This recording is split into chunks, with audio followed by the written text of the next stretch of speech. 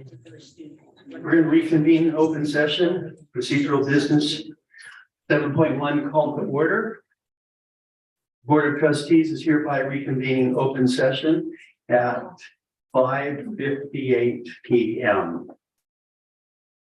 Roll call, 7.2 roll call. Trustees to identify themselves by first and last name to formally establish a quorum. Dr. William Mellinger, Trustee Area 1.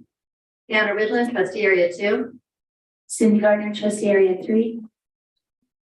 Scott Kraft, Trustee Area 4. Jordan Zarate, Trustee Area 5, Running Springs, Arrowbear Lake, Green Valley Lake. Sorry. 7.3 Pledge of Allegiance. And we are going to ask our newest board member, Scott Kraft, to lead us in the Pledge of Allegiance. And begin. I pledge allegiance to the flag of the United States of America and to the republic for which it stands, one nation under God, indivisible, with liberty and justice for all. Thank you, Scott. 8.1 closed session report. 8.1 announcement of reportable actions taken during closed session. And I will say, issues in closed session are oftentimes personal and very important, and because of that, we are late in coming into this meeting. In closed session, the board took action to dismiss classified employee number 2223-01 from employment and directed the superintendent or designee to send out appropriate legal notices. The vote was unanimous. In closed session, the board took action to dismiss classified employee number 2223-02 from employment and directed the superintendent or designee to send out appropriate legal notices. The vote was unanimous.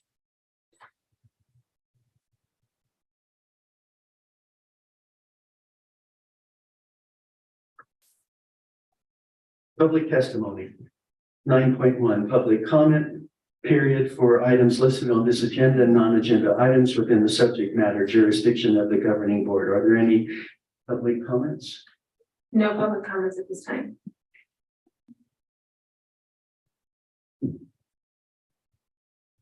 Then we'll move to 9.3 RTA and CSCA representatives. I don't see any. Are there? No members. And no Zoom, Mark? No online? 10, governing board members' reports and announcement. 10.1, governing board members. Do we have a volunteer who wants to report? Dan, you can speak first. Good evening, everybody. We're already quite behind, so I just am going to go ahead and wish everybody a very, very Merry Christmas, Happy New Year. Have a fantastic full week of work next week, and get some much needed rest. And see you next year. Scott, you have never had the opportunity to do this, but you did attend the CSBA conference with us. And so is there anything that you want to share or say? I just want to share that, so I've been with the district since 1976, actually, because I was 11 and went through school, later started coached and taught at RIM for 33 years. And I'm happy to now be a part of the board. I had a great time at the conference, and I look forward to serving everybody within the district and the communities. Thank you. Again, welcome. Cindy, our new clerk. Yay. So during CSBA convention, the 2 days prior to the start is the delegate assembly. And I'm on the delegate assembly as part of Region 16, which is San Bernardino County. And just wanted to say that it's an experience that's satisfying. District 16 has a little caucus and we talk about issues concerning San Bernardino itself. that then influences our discussions in the general assemblies, the town meetings. It was interesting because again, in discussions, small school districts are underrepresented. They're underrepresented in the delegate assembly itself. And so the big push is to how do we get small school voices, more representation in CSBA itself, as well as the delegate assembly. That is something that's being really pushed over and over and over again by several of our delegates in our county, including myself. So we'll see where there's emphasis on trying to get back the delegate at large small schools so that they become part of the CSBA board meetings, which is a huge thing if we can get it back. So just kind of giving you the background of what the work is by delegate assembly. We vote on everything from bylaw changes to new president and vice president.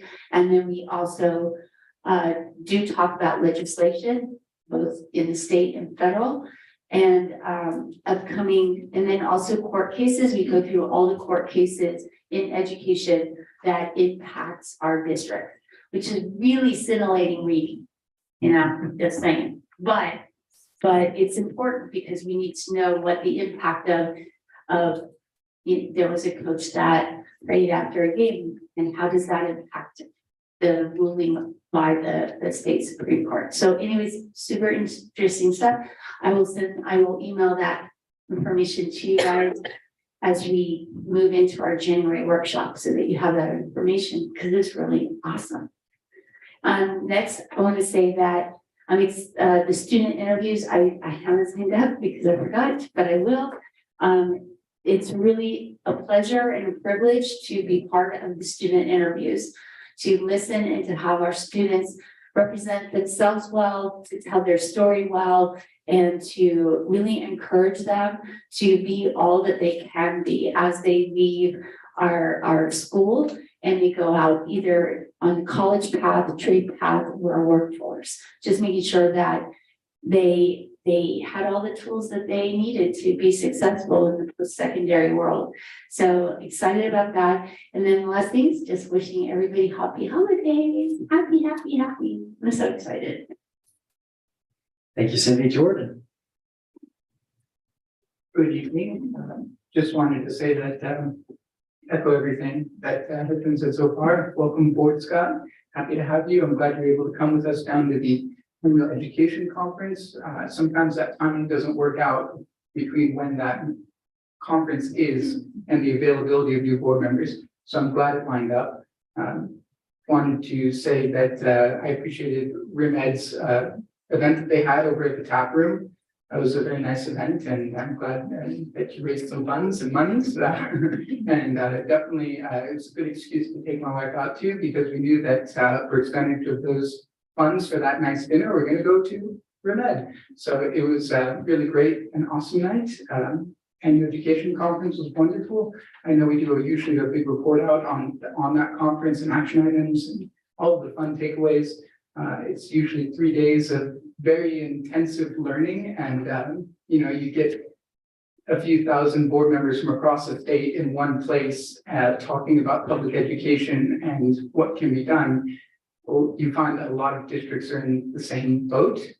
We are all facing the same budgetary issues, some more so than others. Some, there are a lot of rural districts like ours that deserve a little bit more advocacy that Cindy was talking about. But there are a lot of other issues out there that affect districts that, fortunately, we don't have to deal with some of those things. So always grateful to come together and figure out what's going on and take ideas home.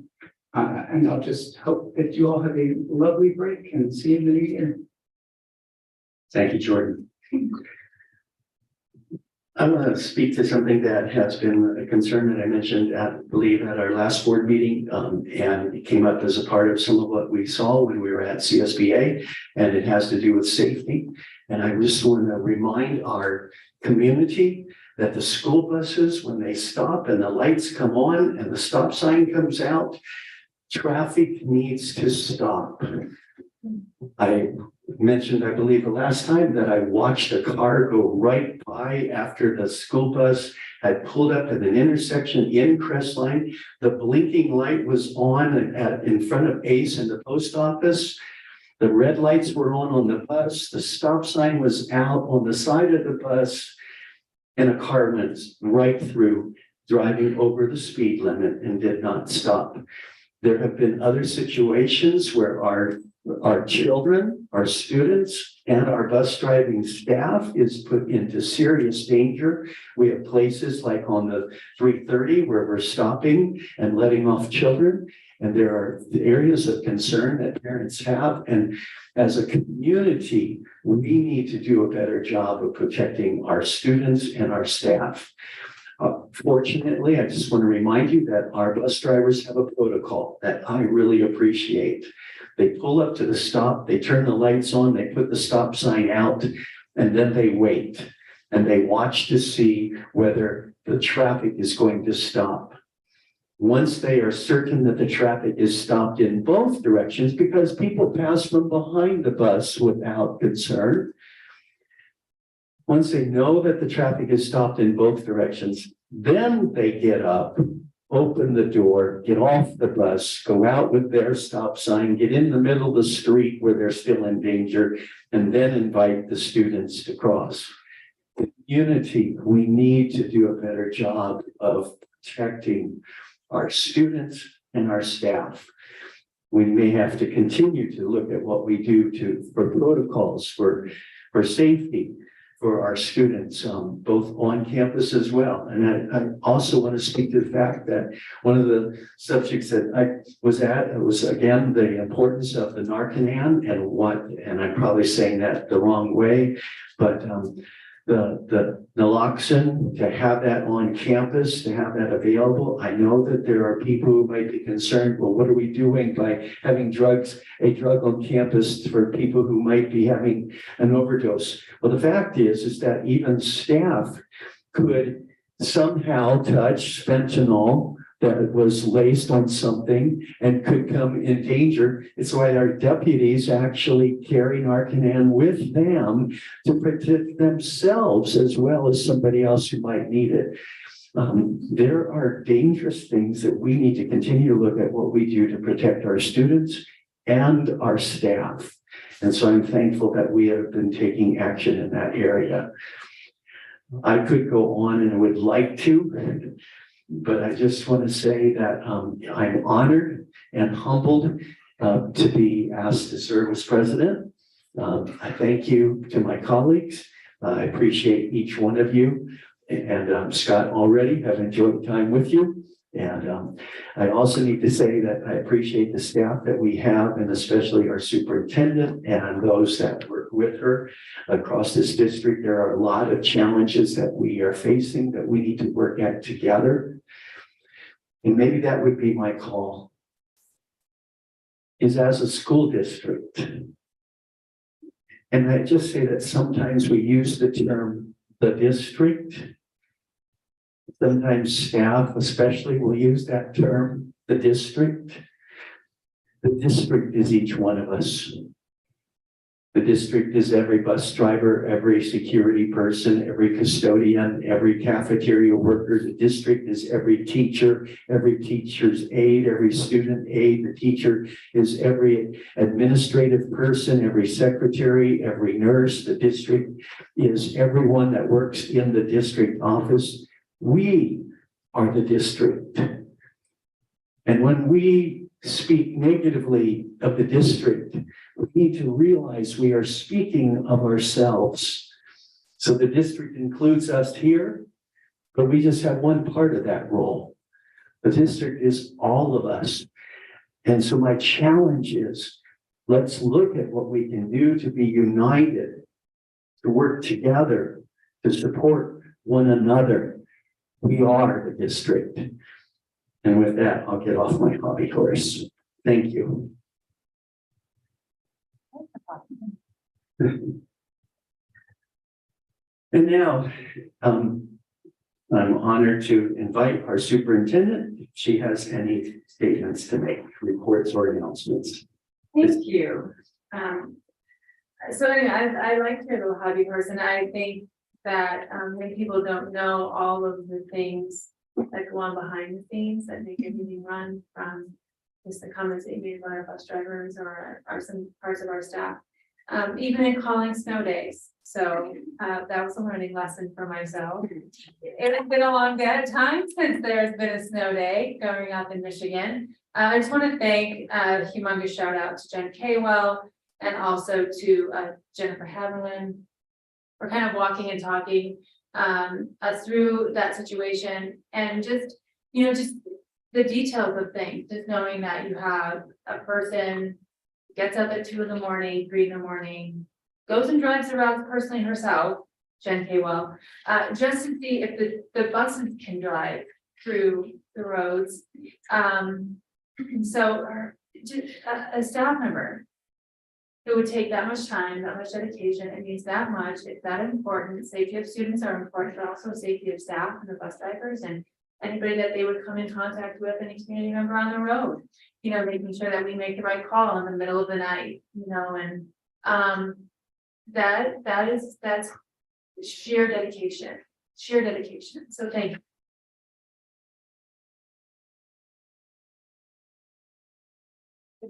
And she's actually here at the meeting. So anyway, thank you, but also, you know, everyone else who's on those calls, I know Jim is on those as well, and just dedicated as an employee. But I think it's all of the details that everybody does every single day that is largely underneath the surface, it's largely unseen. But without that, we wouldn't run and function as a district. So first, second of all, I wanted to welcome Scott and welcome you to the board. It's been a pleasure to get to know you at CSBA. That was a great time for us as a Board of Education, and it's a great time to learn all the things that we need to now in advance of what's coming down the pipeline for education. So glad that you have a brand new seat on the board. Nice to see you. Congratulations to Bill as president, and then Cindy as clerk. So I look forward to working with both of you. That is going to be fun in the next year. I have been going to all of the schools and walking through every single classroom, which is no feat. Easy feat, actually. But it's been a great insight in walking into every single classroom, seeing every single teacher, seeing the aides in the classroom, seeing students, seeing what they're working on. I've completed all of the elementary schools. I'm now on to NPH and the high school. I've gone a couple of different classrooms within Mountain and Rim and NPH, but I had to hit them all. That's my goal. So I'm working my way through that. The other thing that we are doing as a district team, myself and Shannon Hanson, who's ill tonight, so we can't be here. But we are actually pending and scheduled to attend every school site's staff meeting. So we want to have communication with the staff and also in rounding out our needs assessment. We've given our principals a form with all of the different departments on it, where they can look at that form and in that staff meeting actually give us feedback on things that are working, things that are not working, things that we need to look at. I always say to everyone, you can be as critical as you want to, just be kind, because we're humans on the other side of that. And processes can change and get better, but we should never attribute that just to a single person, because that would be hurtful. But the point of the project is really to gather everyone's voice who wants to participate in helping us determine what those needs are across our entire district, and then that will go into the 3-year planning process that we will be engaged in. So we're going to be starting that in January. So I was supposed to go to Ram High School on Monday, but unfortunately there was a snow day. So I apologize. We'll reschedule. But anyway, so I will kick off that, I guess, in January officially, and we'll go to every single staff, and then we'll have, you know, honest conversations with the staff and hear the voice directly from them as to how we can improve the district and make things better. And then I just wanted to give a shout out to the choral concert, who is on stage probably as we speak. And I did send my condolences on behalf of the entire board, saying that we wish we were there to support you, but unfortunately, board meeting night. But I wanted to just honor them and acknowledge them, and then I will be at the concert on Friday, so I will see you there. Thank you. And I'm sorry that one of our student representatives, we're at 10.3 student representative report. One of our student representatives is not available tonight. However, a young lady that I met when she was a preschooler. So I'm really proud to have Molly England representing Mountain High School and Rim Virtual Academy. Molly. Okay, thank you, Pastor Bill. School district reports of December 2022 by Michelle and I, mainly Michelle. I gotta give her credit. Okay, CHE. Elementary report cards were distributed and sent home on Friday, November 18th. CHE PTA's turkey trot on November 18th provided 7 lucky students' families with a free turkey and 7 more lucky winners for Stater Brothers gift cards. Trimester 1 awards assemblies on Friday, December 2nd, handed out personal success awards. Fireman's Community Santa event on Wednesday, December 14th, brought Christmas spirit to the entire community. CHE holiday performance is on December 21st, and we are so excited to get to watch our sensational students perform our delightful Hoffman Christmas song, thanks to Mr. Steve Lawless for donating his time to our school. LAE. We begin our work together with our principal's recording of the Monday motivational. This sets our leader in me habit, highly effective practice focus and PBIS focus. Student leaders from all grade levels record with Miss McGee to share our weekly quote, lead us in our mission statement, and close with our pledge. We conclude our week together with our student-led live Friday flag ceremony. This includes student recognition pieces. Our first Friday flag was December 9th. We look forward to growing the student leadership school community building component. Please play the short video. Roll tape.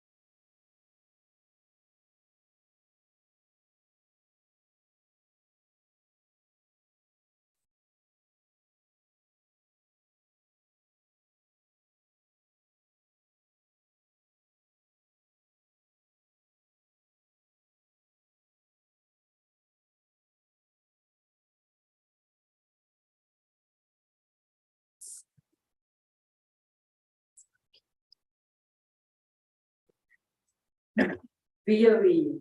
Grim Family Services has started their 6-week SEL lesson with kindergarten classes at VOE. Cassie from RFS visits once a week and delivers lessons on various emotions through the use of puppets. It is one of the highlights of the week for the kinder kids. Kindergarten classes have been practicing for their holiday recital that will be held on Monday the 12th/19th for parents. Classes will be singing songs and performing dances. In addition, they have been working on special art projects to help decorate for the holiday recital. Month 2 of Kindness Kids has been completed. Teachers nominate 2 students for their kindness each month, and they are treated to a special lunch from our beloved community member, Miss Kathy.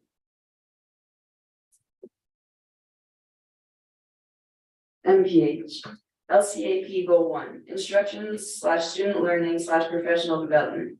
Universal Design for Learning Professional Development continues with monthly department-specific training in December, focusing on history, as well as all MPH, ELA, and math are admitted are administering their second administration of the STAR Renaissance Assessment as a mid-year diagnostic of student progress. LCAP Goal 2, School Safety and PBIS. The MPH, CNS, and custodial staff have been busy making the cafeteria a positive place for students to enjoy their lunch, including a hot chocolate bar and holiday decor. LCAP Goal 3, Engagement and Equity. MPH PTA has been on campus for exciting holiday events on Fridays in December, including holiday games and activities to further make our MPH lunchtimes a positive time for our students. RHS Band and Choir are holding their fall concerts this week. The choir concert is tonight, December 15th at 6 p.m. and the band concert is tomorrow, December 16th at 6 in the PAC. RHS boys soccer has a record of 5-4-1 after 4 consecutive years without a win. Congratulations to Coach Cavazos and Coach Steinson for all their hard work. I'm so excited. Work has been done with our counseling team and MHS to develop systems to ensure all of our students are receiving the support that they need. An examination of equity in sports is underway. We are analyzing facilities, funding, and equipment, and many other aspects to ensure all athletes have what they need to be successful. RHS Arts put on a spectacular art show in the gallery last week. The pieces presented were astounding and show the great talent of our RHS 2D art, 3D art, and photography students. MHS welcomed a new science teacher on campus this week that will begin teaching in January. MHS counselors have improved the functionality of ARIES to better serve the credit system that makes us unique and successful. 2 students have earned 20 credits and 1 student 15, with 1 week to go before the credit check ends. We expect this credit check assembly to be our biggest success this year. The MHS Continuation Consultant has donated a $100 gift card to be awarded to the first 22 to 23 MHS graduate. The competition is on. It's like heated up and the MHS. That's fantastic. RBA will convene its first school site council next Tuesday. RBA is hosting its virtual coffee with the principal next week. RBA is thrilled to welcome a new 9th through 12th teacher this January. The RBA population continues to grow. Through collaboration, RBA has developed an IEP meeting process that has been well received district-wide. RHS and RBA have articulated a transfer and elective selection process for 2nd semester. That's it. Yeah. Thank you, Mohammed.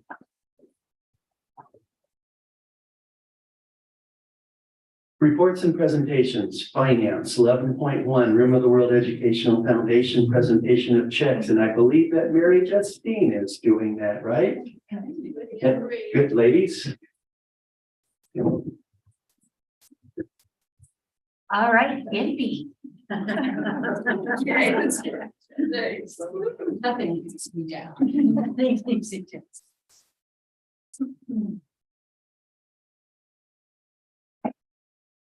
Good evening, I'm Mary Justine Lanyon, and I am on the Room of the World Educational Foundation Board. In 1985, the RIM Ed Foundation was established. There's all these words I'm supposed to say. We're a nonprofit, and our purpose is to support existing programs within the district. So we have 3 areas of focus: the career technical education. We do the partnership with schools grants, which we presented at the last 2 meetings. And tonight we're here about AVID, advancement via individual determination. It's been amazing to see the progress that these students make. Many of the AVID students are 1st generation college students. I give huge props to the parents because they're encouraging their students to participate in AVID and to explore possibilities that never occurred to the parents. So I think that's amazing. In the last 10 years, RIM Ed has donated nearly $500,000 to the district for these different programs. That money comes from fundraisers. Jordan mentioned the Giving Tuesday at the Lakefront Tap Room is very generous. They donated 25% of the proceeds that evening Excellent. to women. And then we apply for a lot of grants, and San Manuel has been very generous to us. So I'll let Anne Marie tell you what we're doing tonight. Hi, my name is Anne Marie Van Huel. Over here. Oh, I have my teacher voice on. But we're online too. And so, sorry, but thank you. I appreciate your teaching voice. I'm Lauren. My name is Anne Marie Van Huel, and I am the Avid Chair Committee. I have the great pleasure tonight of presenting some really fat checks. And so I'd like to bring up Mr. Wimsey first. Please. And I would like to present to you this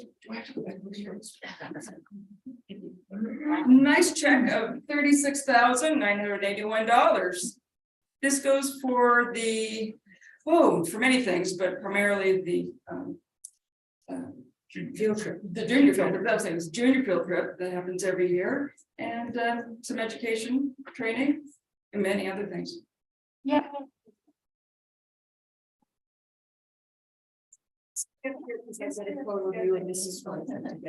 And I have another wonderful fat check to present, and this is going to go to the NPA and the right side, please. Now, you'd like to come out and screw this, please. He's our Avid coordinator, Yes. Avid designee, 7th grade level leader, and all things, so I have been. This is. And this one is for $7,698, and it too will go for the March field trip and some supplies as well. Yeah.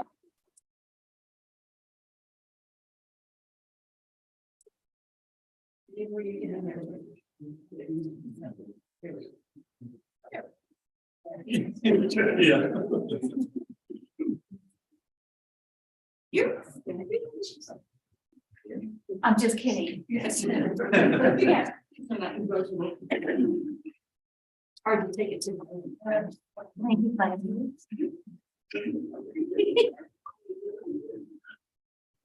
Thank you to the Room of the World Educational Foundation. And thank you, Mary Justine, for going through the extra effort to make it all the way to the podium.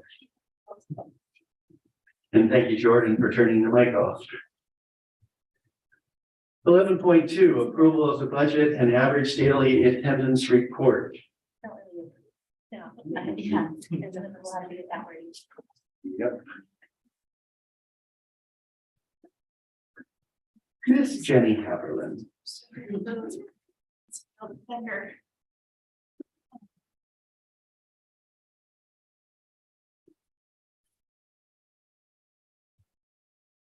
Okay. Thank you very much for having me. Welcome, Scott, too. So we're very excited to have you as on the team. So this time of year, by Ed Code, December 15th of each year, we must present to you for approval our first interim financial report and certify our financial position. So we're going to be kind of combining our enrollment and attendance report with our first interim financial report that you have in your board folder, and I've also put it a paper copy for you as well. So I'll go ahead and get started. Oh, do I? Do it or you?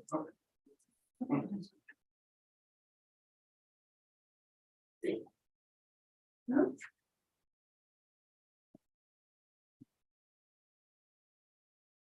Okay, the presentation tonight will review a handful of items that are together create our financial statement in multi-year projections. And like I said earlier, the governing board must certify by December 15th of each year our first interim financial and our financial position. And this really came about with AB 1200 with the fiscal oversight for schools.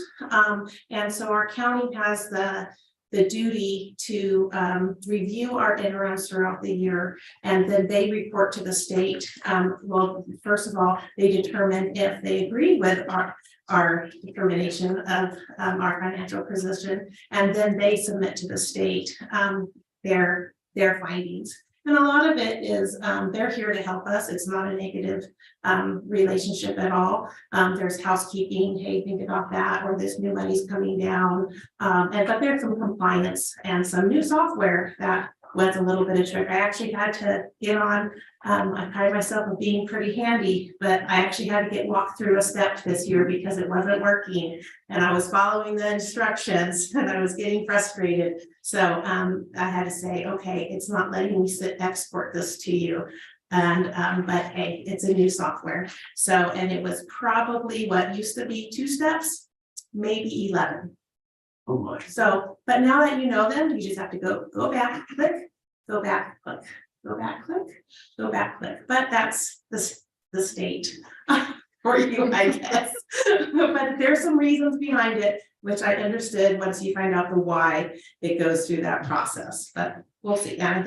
Anyway, so all of these components, our enrollment, our attendance, our actual activity, and our revised budget and various assumptions go into creating this report for you that you have as an action item tonight. Okay, there's 3 types of certifications a district can certify as part of the board action. There's a positive, qualified, and negative. The district is certifying with a positive certification. A positive certification means that a district will meet its financial obligations for the current fiscal year and 2 subsequent fiscal years. Now we're mandated to look at a 3-year budget cycle. So our current year and 2 subsequent years, although it's recommended by the county office and it's a practice that Red has done, in our probably 10, 15-year history at least, that we look at a 5-year because right now, my 3rd year, is my 4th year actually is going to become my 3rd year in just a couple of months when we start building the next year's budget cycle. So we're always we certify a 3-year budget cycle, but we really want to keep our eye on a 5-year. Okay, and all of this ties in to our district goal 6 for budget infrastructure and resources. I won't repeat that to you. Okay, we start by looking at enrollment. We have had exciting news this year that our enrollment is slightly higher at this point last year. And it's definitely higher than we projected. And you can see that from the beginning of the school year to our current, it's kind of leveling on this within 10 students on the trend line. And so this was as of month 4. So our first period attendance report that's due to the county and the state will be a cumulative enrollment and attendance reported as of month 5. We're already getting ready for that. The sites will have to turn their work in before they leave for break. A couple of days during our winter break, Scott in my office will start auditing the monthly attendance report, and then that's due to the county in the first week of January when we get back. So there's a lot of checks and balances. The sites go through a checklist and an audit, principals review it, Scott's audit it, our attendance and enrollment. We submit that to the county. They do the same, it gets submitted to the state. So we'll have our first period attendance report due in January, and that will be a cumulative attendance as of month 5. So our current enrollment increased slightly. It's now 2,893, but we're still in a COVID environment. So reviewing enrollment over the next 2 years, we may start to see what our trend is. Right now, we don't really know if we have a trend to count on, or we have this last year a blip. We had that first year of COVID where we had a bunch of what the state was calling quote unquote missing kindergartners. Because it's not compulsory, did they not just attend? We did gain some first graders back that next year, but until we know what our trend is, we're budgeting conservatively. So we're budgeting to have a decline in enrollment in the next 3 to 5 years, but we monitor it monthly. We look at it monthly, but we'll see kind of what is our new trend. Do we have a new normal?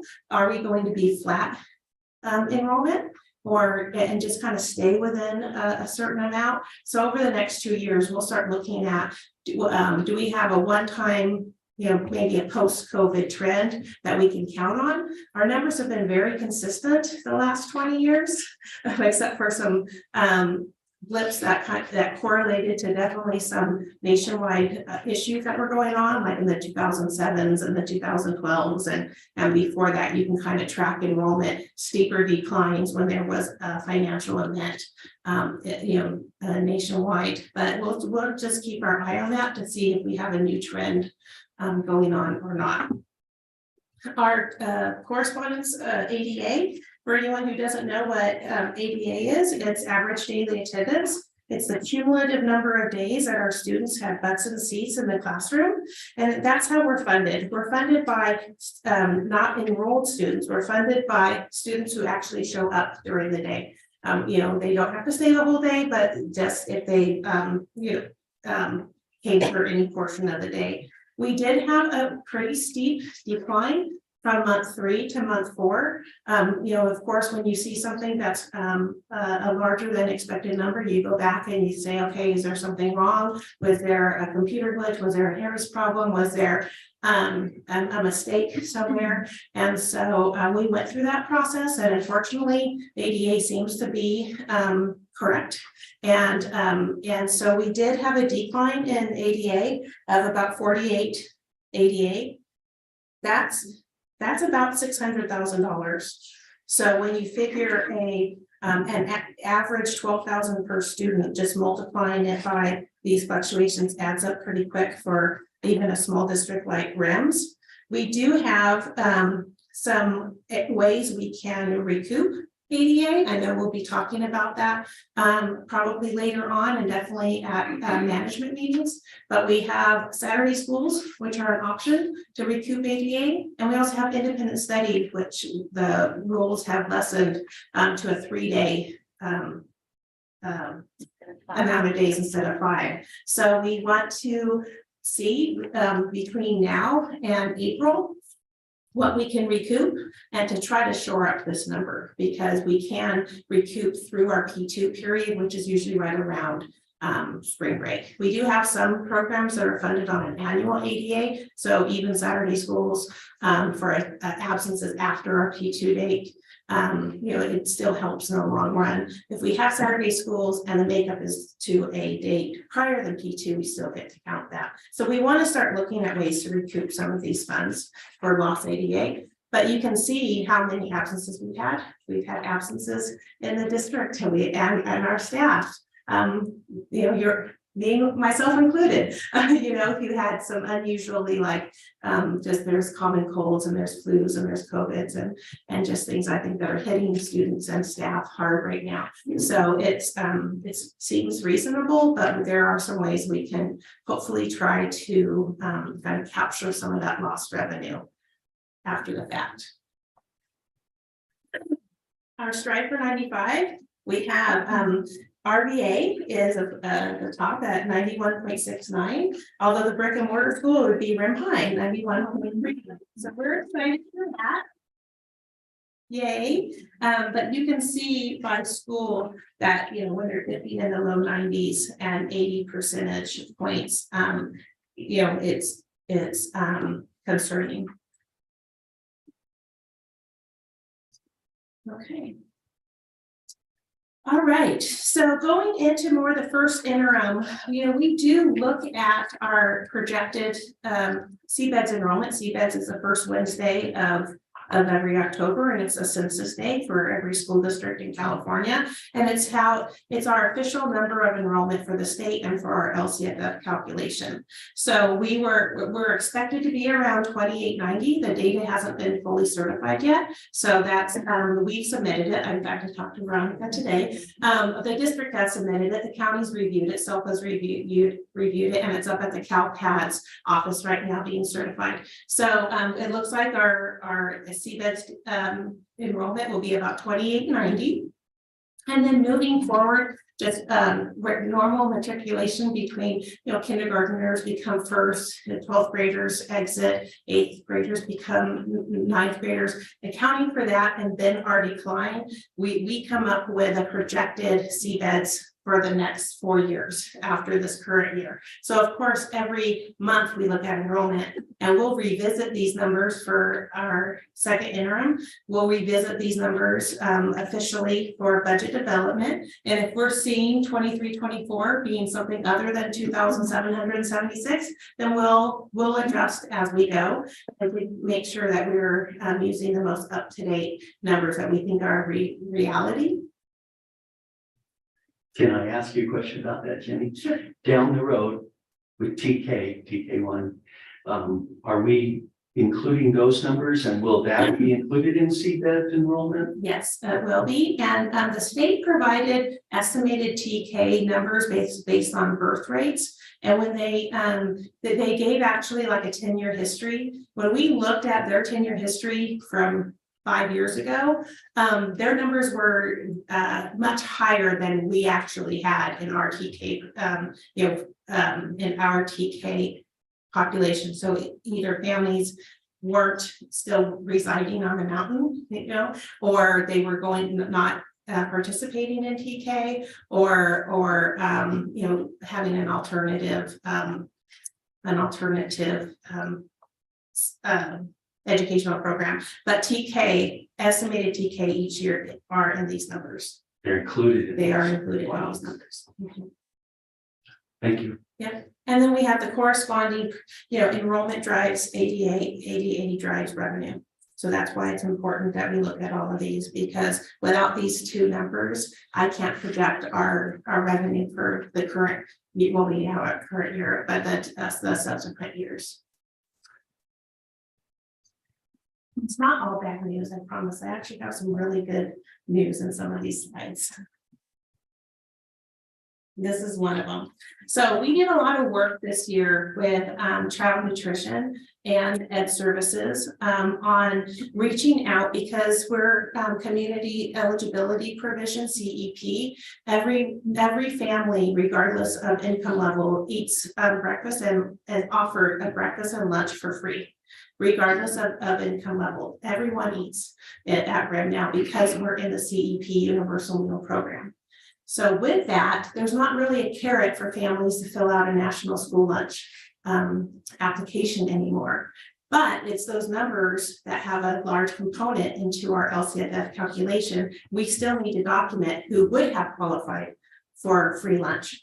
And so there's an alternative income form that's available, and districts are really encouraged to kind of pound the pavement and obtain as many of these alternative income forms in place of the prior school lunch applications, because that is going to give us our UPP percentage point.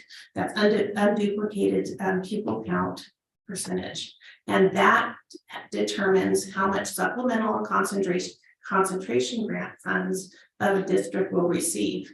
So we have been, going back 5 years, we're sitting at the 55, 54, 56, push, we get to 57, push more, we are getting closer to 60.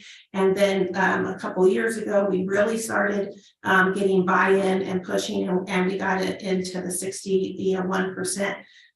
Knowing that if you see our students and our families, and especially looking at the census on the median household income levels, that our number should be at the high 60s, 70s, based on what our population is at with some of this other data. And so we started the year assuming in our budget about a 61%, because that's what we were last year, but really went after family by family. We had Lisa in child nutrition working with her staff, doing all calls. We had Spanish speaking staff. We paid extra to come into the district office or work at a school site and call our Spanish speaking parents. And we ended, by the time we had to certify, at a 64.81% on the UPP percentage, which is wonderful. We were super happy about that. Yay. I know But that was around $300,000. The difference between starting the year at 61 to just getting to 64 will be when we adjust our budget at, we will certify these through CalPADS. But then when we adjust our budget at second interim, we will have now, a $300,000 positive adjustment that we can make in our total LCFF. So, and that's just money sitting on the table that we need to make sure we go after and spend the time. So really, maybe if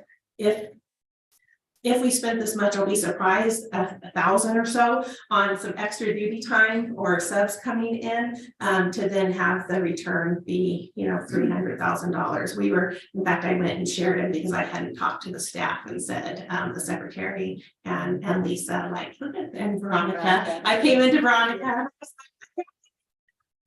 So everyone was really excited today that, because they worked hard for it. So there was there might be another piece of good news from Carrie, I think. So we're excited about that. Part of the total LCFF calculation for revenue is our enacted COLA. So this year we had after the budget in June and the enacted budget by the state included a additional 6.7% COLA on top of the 6.56. So we our calculation for LCF total revenue is at 13.26.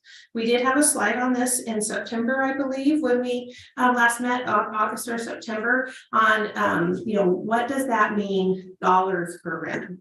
And then the year-over-year comparison. So I just wanted to remind you, a 13.26 COLA doesn't necessarily mean RIM receives 13.626 money on everything. It's on the LCFF base. We still have an ADA number to calculate that number on.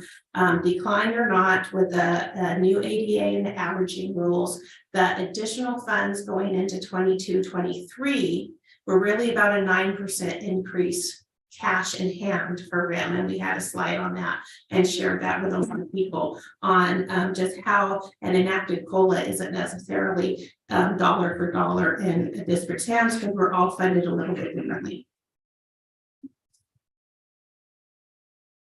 Okay. Next slide is just a summary of our total LCFF, and you can see the 22-23 school year with that additional amount on the base funding to increase the base, which was a lot of advocacy behind that, was a increase of about just over $3.5 million going into this year. And so that was, kind of more money than on the unrestricted side than RIM's seen in a long time. But you can see going forward, as those COLAs change and as declining enrollment is projected, we get into a flat funding 24-25, and forward we get more to a flat funding scenario year over year.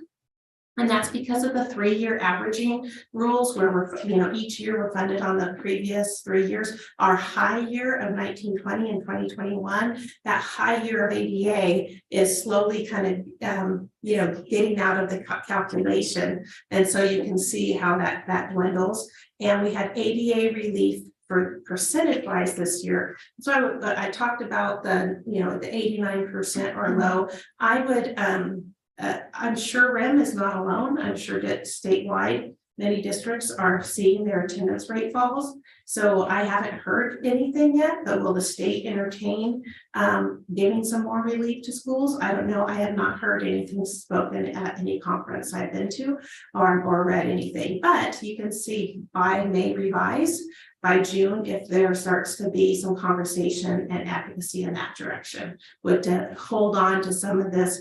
Obviously, cold, influenza A, RSV, and what that is plaguing the districts right now, giving districts some relief. One of the things I'd like to mention, year over year, you can see going into next year, 23-24, it is a positive increase of $700,000. Just second column for all of our employee groups and health and welfare increases that are attributed to certain employee groups. That dollar amount alone is roughly $550,000. So when you see an increase in 700, really off the top, we have about 550,000 that's already spoken for. So a COLA on next year, is, and then we have utilities and other inflationary items and just cost of doing business, where you can see how the increases based on COLA isn't necessarily increases in funding. That gives the district a lot of spendable. So the kind of the joke, I guess you would call it, a COLA only environment is really flat funding, because it's off the top covering things that are out of our control anyway. I have a question as far as that then. In terms of our funding and our costs, do we have any insight as to what will be happening in terms of pension obligations? Because I know the stock market's going down. Are we having, is this including anticipated higher costs for pension? Well, on the revenue side, no, but on multi-year projections, yes.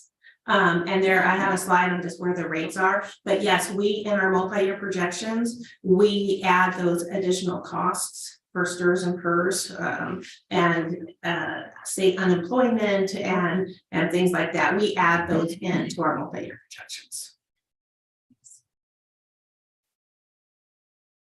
And just of our total LCFF, I know I talked a lot about it. It's broken up into many buckets, and because we went from a categorical style of funding with a lot of state categoricals kind of all rolled in to LCFF in the 2012-13 school year. And but what now makes up that total LCFF? And you can see our add-ons for transportation, for transitional kindergarten, and our supplemental concentration grant that we talk a lot about when you're approving the LCAP. And then the grade span adjustments for both K-3 and 9-12, and what those buckets are. And one of the things, not to be on my, what is it called, hobby horse or high horse? I like that saying. I've never heard the hobby horse before. I like that.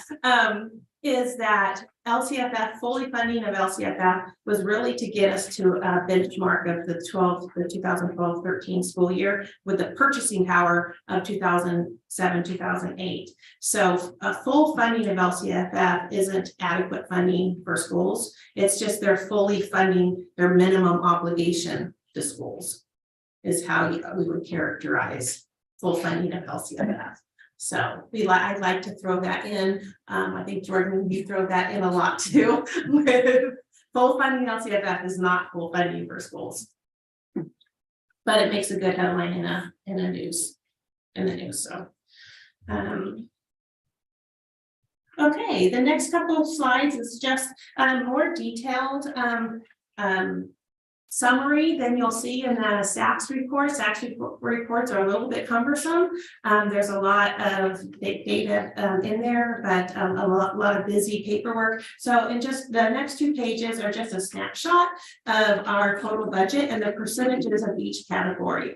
And you can see what the percentages are of total funds, including restricted. So the last couple of years, and then maybe the years 3 years out, with the abundance of COVID dollars and all of the one-time money that we're getting, it's really skewing some of those total calculations because we have all this one-time money that we're spending on stuff and not necessarily on people because of mostly the ESSER funds. So it's a little bit skewed if we go back and in a couple of years, look at a 10-year history. We'll probably want to just look at the unrestricted side because it will be the most consistent because of the one-time money that we've had in the last few years. Okay, and how STRS and PERS, you can just see where we started in 2013-14 at a relatively 11%, just over 11% for PERS and just over 8% for STRS. And into the 22-23 year, we're at a 25.37% for PERS and a 19.1 for STRS. So really, like off the top, every dollar of payroll, you have these percentages that we're paying to the state.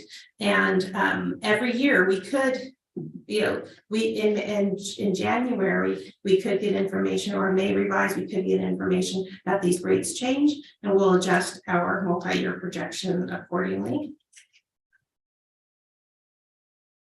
And the next is just a graph of our total expenditures, picture where sometimes pictures worth 1,000 years, and the corresponding percentages. This graph is purely off of the table that you saw a couple slides ago. So wanted to spend just a minute on reserve balances. So a component of our reserve balances, the unallocated reserve balances, of course, will carry over into the next fiscal years, is we have of course, a 3% reserve for economic uncertainties. We have things that are mandated, like our revolving cash and inventory. We have the items that we've had in there for many, many years. We have the prior year deferred maintenance dollars that we've talked about that will be swept, Fund 14, our Grandview insurance proceeds. We have the CDPH grant that will help cover some personnel costs of potentially, you know, as we still respond to the COVID. We had some budgeted items last year that we're finishing this year, so those will be released. We offset our health aides, one health aide and our nurse, with the MA side of our Medi-Cal program. And so we've been kind of building up that pot to then offset those general funds. And that was a decision made, you know, 4 or 5 years ago, just a savings in the general fund. And then there's two, the declining enrollment mitigation and the deficit spending mitigation. You voted on that in June when we had our reserve balances brought to board. And that was as we responded to where our reserve balance is higher than the 10% limit or not. And so these two stay in the committed section until the board formally uncommits them, which we can discuss at a later date, but either at the second interim or definitely by budget development. Is there another committed funds that you need to address, or will these just be because right now you can see that we have our deficit spending isn't as great with the increase in the COLA. And if we have a higher increase next year, we might not have this dollar amount, which we need a mitigation amount we need. And so we'll have those conversations, and a resolution will be presented to you after we work through it in cabinet on how does that resolution need to change or not. But you formally designated these funds, so they're there until you undesignate them. But I just wanted to keep you apprised that we'll have a future conversation about that. Okay, we had some new funds this year, which I think 3 of these also need a new plan. Yes, she likes those plans.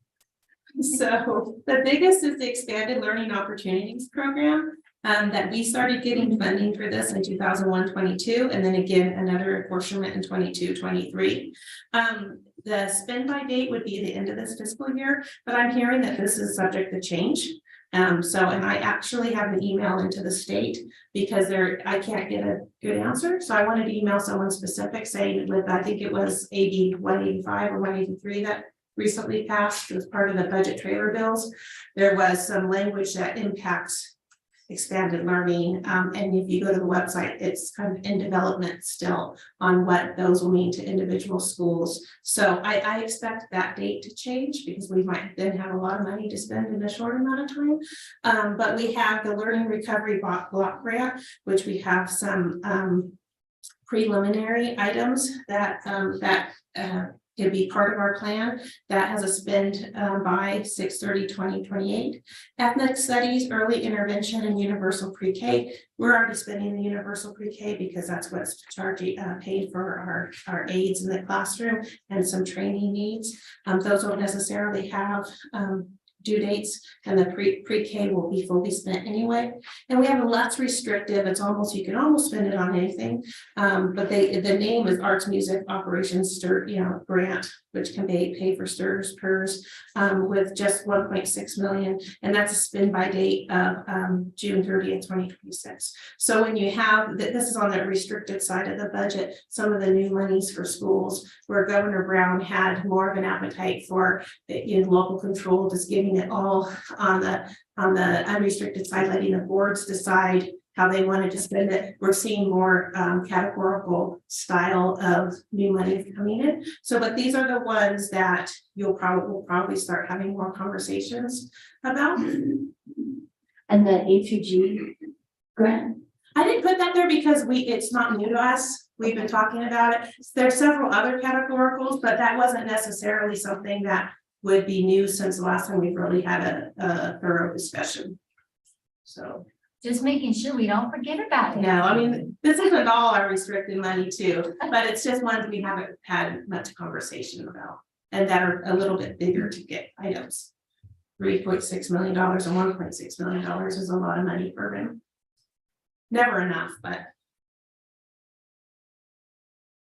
Okay, our next steps will just be to continue watching enrollment in ADA. That'll be probably something we really discuss on what our next couple of years look like. We have the governor's budget in January, so I think we're all going to that presentation. We'll see what's on the docket for the 23-24 school year. Budget's a working document, so we'll revise the multi-year projections as we receive updated information, and then we'll continue our collaboration with employees and different community groups. So, any questions? Any questions from anyone on the board? Not a question, but just want to give a shout out to CMS, just in terms of what they've accomplished. I mean, not only with what they've been doing with, say, morale on campus, with providing awesome food and entertainment opportunities, seeing the pictures from MPH and what they're doing there, and just the effort that they put into increasing our unduplicated count is just phenomenal. So I appreciate it. Thank you. And then also I've updated our snapshot for you. I can make more copies. This is just a one-pager document that we started a few years ago when the board and administration wanted to kind of tell our story and say in one docket what some of the challenges Brim had. So it's not like we're picking on the programs that cost us money on this, but we're telling it on how they impact small schools and that we have challenges that other school districts don't, with we'll just say with busing. Not every school district has to buy a mountain package and salt and sand and chains and all that stuff, where we do. So and we have plowing and asphalt that cracks because of freezing temperatures, and so it's just not where we're not picking on people when we add them to the sheet. It's more so we can say we need more funding to help pay for it. Well, those are talking points on the state and legislative platforms and in Ledge Action Day for CSBA, transportation and special education, those kinds of things. There was a discussion, Jenny, at the small schools table talk at CSBA convention that the awesome transportation bill to cover up to 60%. We had a conversation. We get zero? Yes, we talked about that. And we talked about the fact that 60%, there are a lot of schools, rural schools that have transportation issues, that they're just like REM, that we are not the winners in the way that that bill was phrased. Mm-hmm. And that really it needs to be at 100%, because 60% is not capturing every single district that relies on transportation to get their kids to school. So I don't know how much teeth, because everybody's congratulating themselves on transportation is finally funded. And I'm like, no, it's not funded at 100%. We needed to be. So I don't know if we're going to get backing, that intense discussion and backing by CSBA to have that conversation to increase to 100%. And the legislators think that they are all in the bag of chips because they are funding transportation. They think that we're funding transportation, so good for us. So it's going to be a climb to carry that fight forward. So that's why we still need to put transportation on our one page so that people understand. Thank you for the bill, but it doesn't help like districts like ours. So thank you for the one pager. And I believe Molly has a comment. It wasn't about this. It wasn't. It's about something different. Okay, so do you want to wait then?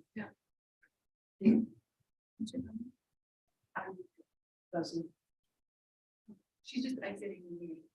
Yay.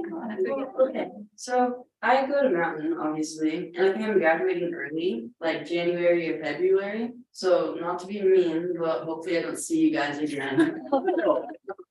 I think Michelle will be here next time, but I wanted to thank you all. And I also wanted to suggest getting an AVID program from Mountain. I think that'd be good, just like plant a seed here. I think an AVID program at Mountain would be good. So yes, thank you all so much for having me here. It's been very nice. Good, thank you, Molly. So are you gonna be the person that wins that first graduate? I'm hoping, but. Jenny, one of the things that I did get at CSBA as well, and it relates to attendance, is that we need to do some more listening to people, to students, to parents. And I did have a question. Do we know what our COVID numbers are right now? I don't have that data, but Okay. yes, I mean, we are running tally. So, and we're doing that by hand, and we have documentation electronically. So I can get that for you. I'm aware that in the community, there's a good bit of COVID spreading, but there's also flu spreading and colds and other things. But that is a big change, those attendance numbers that you just pointed out to us. It's high because COVID numbers might feel high because we know each other. We're like, we all know someone right now with COVID or something, but when you look at just the numbers compared to, 300 staff, it's not as high as you would think. But, it does feel like we had a little earlier surge after Thanksgiving that this, that every day dealing with someone, and getting them the proper paperwork and whatnot. It's definitely every day we do have someone, so. That's why I was wondering, because it's kind of the school district is one of the places where you're gonna see some of those real numbers that we're not seeing elsewhere in the circuit yet. So, Like I wasn't well for going on 3 weeks and it was not COVID. Tested probably 10 times.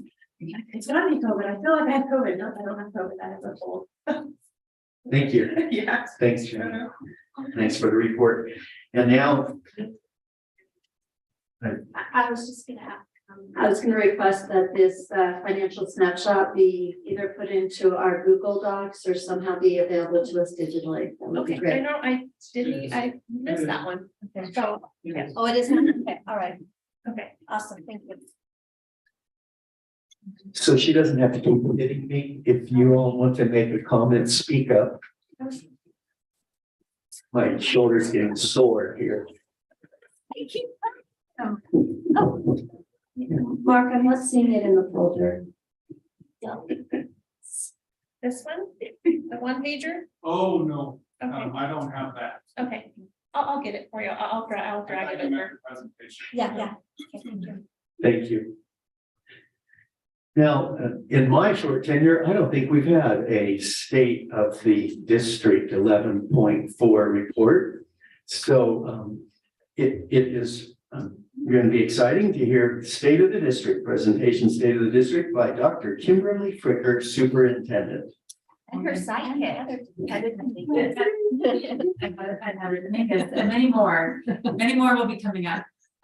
So thank you all, first and foremost, for the application for hiring me and having me on board to RIN. It has been a fast and furious 5.25 months of learning, getting to know, building relationships, talking to people, and really just getting a lay of the land of the beautiful district that RIN is, and at the same time figuring out how do we move it forward, how do we keep innovating, and how do we go to that next level, if you will, after this post-COVID environment that we've been in. So I'm going to start off with just what my superintendent's focus has become through all of that listening and learning, and having conversations. And I really centered around just that creation of that vision of creating an educational environment that really fosters affirmation, belonging, safety, innovation, and continual improvement. And I think those are the real key elements of what we want our teachers to do in the classroom, what we want administrators to do in their offices, and what we want to see across our entire district. But in order to do that, I really feel in looking at how we're going to be developing our 3-year plans to achieve that is really by implementing structure, alignment, consistency across the district, predictability, and professionalism. And I think those are some of those things that WIM has a very great base at, and we can then enhance that and move that forward and kind of deepen and strengthen that a little bit. So that's really the premises of where we're coming from in the start of our, I guess, as you say, our first state of the district. So moving forward, our district priorities really focusing on learning. I know that Ms. Dominguez is up here and she's going to be talking on educational services side in a minute. So I'm just going to give you the highlights, previews of what's to come. But our focus on student learning, and that would be our TK through 12 math goal or focus would be math proficiency by 5th grade. We want to see that at that level. That is the greatest predictor of a student's math career from that point forward. So we know that there is a tremendous amount of work that we need to be doing in elementary to making sure that our students are 5th grade proficient. Same thing with ELA, but at a different level. ELA, our TK through 12 ELA arts and reading goal is really that we have that 3rd grade proficiency level. We want all kids reading on grade level by 3rd grade, and that is another key predictor in their success as they travel through our K-12 system. We also want to focus on school safety, climate and culture, career and college readiness, safety, maintenance and secure facilities, community involvement and partnerships. We are a remote location, and we have to rely on our community partnerships and other partnerships that we can garner off the mountain and on the mountain, because we do have difficulties, as was mentioned before, especially with the transportation and situations where we just have more expenditures in areas that other districts don't have to traverse and don't have to cover. And finally, student acceptance, access, and inclusion. So I think that's kind of the undergirding of that culture and climate that we want to build for our district. So in order to do this, the strategic planning process that we are going to go through and we are going through is really that discovery, gather, and analyze phase. That's what we're in now. And we are going to have all of those. We have meetings at different school sites. I've gone around the district. We're now going to go into staff meetings, have conversations with staff, invite them to participate in the needs assessment process that we are currently conducting. Then we're going to go into establishing what those priorities are. Once we have the needs aligned and outlined, we're going to go into a priority setting discussion. Again, we're going to invite all stakeholders into that process so that we actually see, out of all of the things that we need to do, and there are going to be many, how do we rank the priorities of what needs to happen first? And then plot them over the finalized strategic plan, which is that 3-year plan that all of the district departments are doing, as well as school sites. And on to educational services. I'm going to pass the baton. Pass the baton. And the microphone. Whoops. Which is hard. All right, well, good evening. Good evening. Hi. So for educational services, our top priority is to improve achievement levels. Coming out of the pandemic, we have a new baseline this year, and that's how they are recommending we look at our current data, is that we are looking at baseline, where we are now and where we need to move forward. And so improving our achievement levels is our #1 priority. And as Dr. Fricker stated, looking at those proficiency levels at 5th grade for mathematics and 3rd grade for reading, those are key target grade levels for their future success.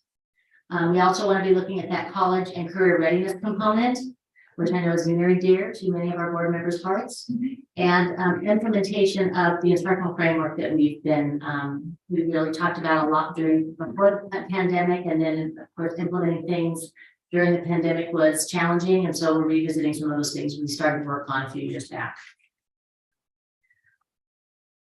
The next few slides are going to be our data for our CASC as well as the dashboard. Dashboard was in preview until this afternoon. I've been monitoring the email very closely for that thumbs up that it is now gone public. And I'm like, oh, I can afford you tonight. Come on, come on. Midday today it came through. So we're going to talk about our dashboard data as well as our CASC data.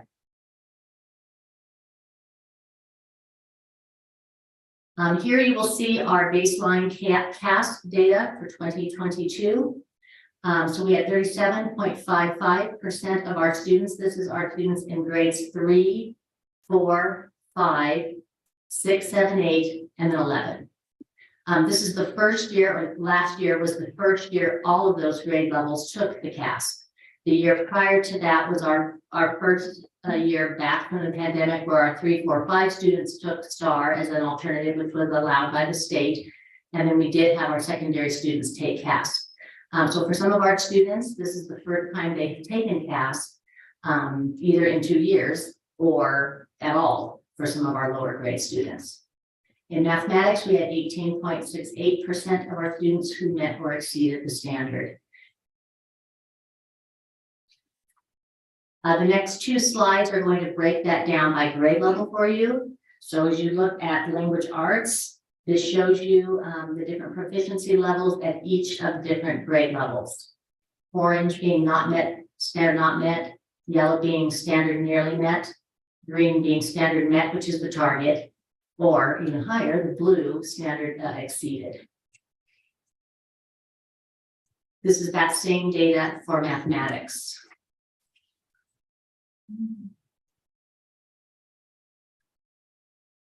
The next slide is science. So this is how our students performed on the CAST test. 24.49% met or exceeded the standard for science. The next slide breaks it down by student groups. So I'm not going to go over every single student group, but it does break it down for all students. And the number to the left in parentheses represents the number of students in that particular student group. With the exception of science, science is a smaller student group because it's only grades 5, 7, 11, and in our case, last year 12, because our 11th graders didn't take it the previous year. So last year we had to test both 11th grade and 12th grade. So you can see our English learner group, our reclassified fluent English proficient students, our economically disadvantaged status students, our special education students, our foster youth, and our homeless. What I did want to highlight here, though, is that our RFEP students are outperforming our other student groups, which made me feel really good about our reclassification process. And the fact that as we look at our students and considering them for reclassification, it appears we're making some good decisions in that regard because they are performing well post reclassification. So I felt like that was kind of a win. Okay, the next few slides are going to be on the dashboard data. Again, this year the dashboard is going to look very different than it has looked in the past. In the past, we had the rainbow colors and we had the little dashboard gauges. Because the dashboard was based on status and change. So not only was it based on where you performed, but also gave you credit for making improvement. This year, because it's a baseline, there is no change data. So the data is only based on status. That's why there will be no indicator color used for the 2022 dashboard measures. There will be purple colored for all of the status levels. They're like little cell phone bars, they're calling them. And there are 5 status levels going from very low to medium to high to very high. This is just a brief summary on kind of giving you a snapshot on how the dashboard data has changed over time. So in 2017, it shows you which of the different measures were considered for the dashboard. Then in 2018, it was a different set of measures considered for the dashboard. 2019, yet another set of measures for the dashboard. Then in 2021, there was no dashboard because of the suspension for the reasons we all are aware of. And then in 2022, now we're only looking at status. In terms of the indicators that are going to be on the dashboard or that are on the dashboard, we have the academic performance indicator, which is based on ELA and math scores. We have the chronic absenteeism indicator, the suspension rate indicator, graduation rate indicator. College and career has been suspended for this year because there's not enough data. The college and career is a combination of multiple metrics, and there are not enough of those metrics to be able to warrant having a college and career indicator.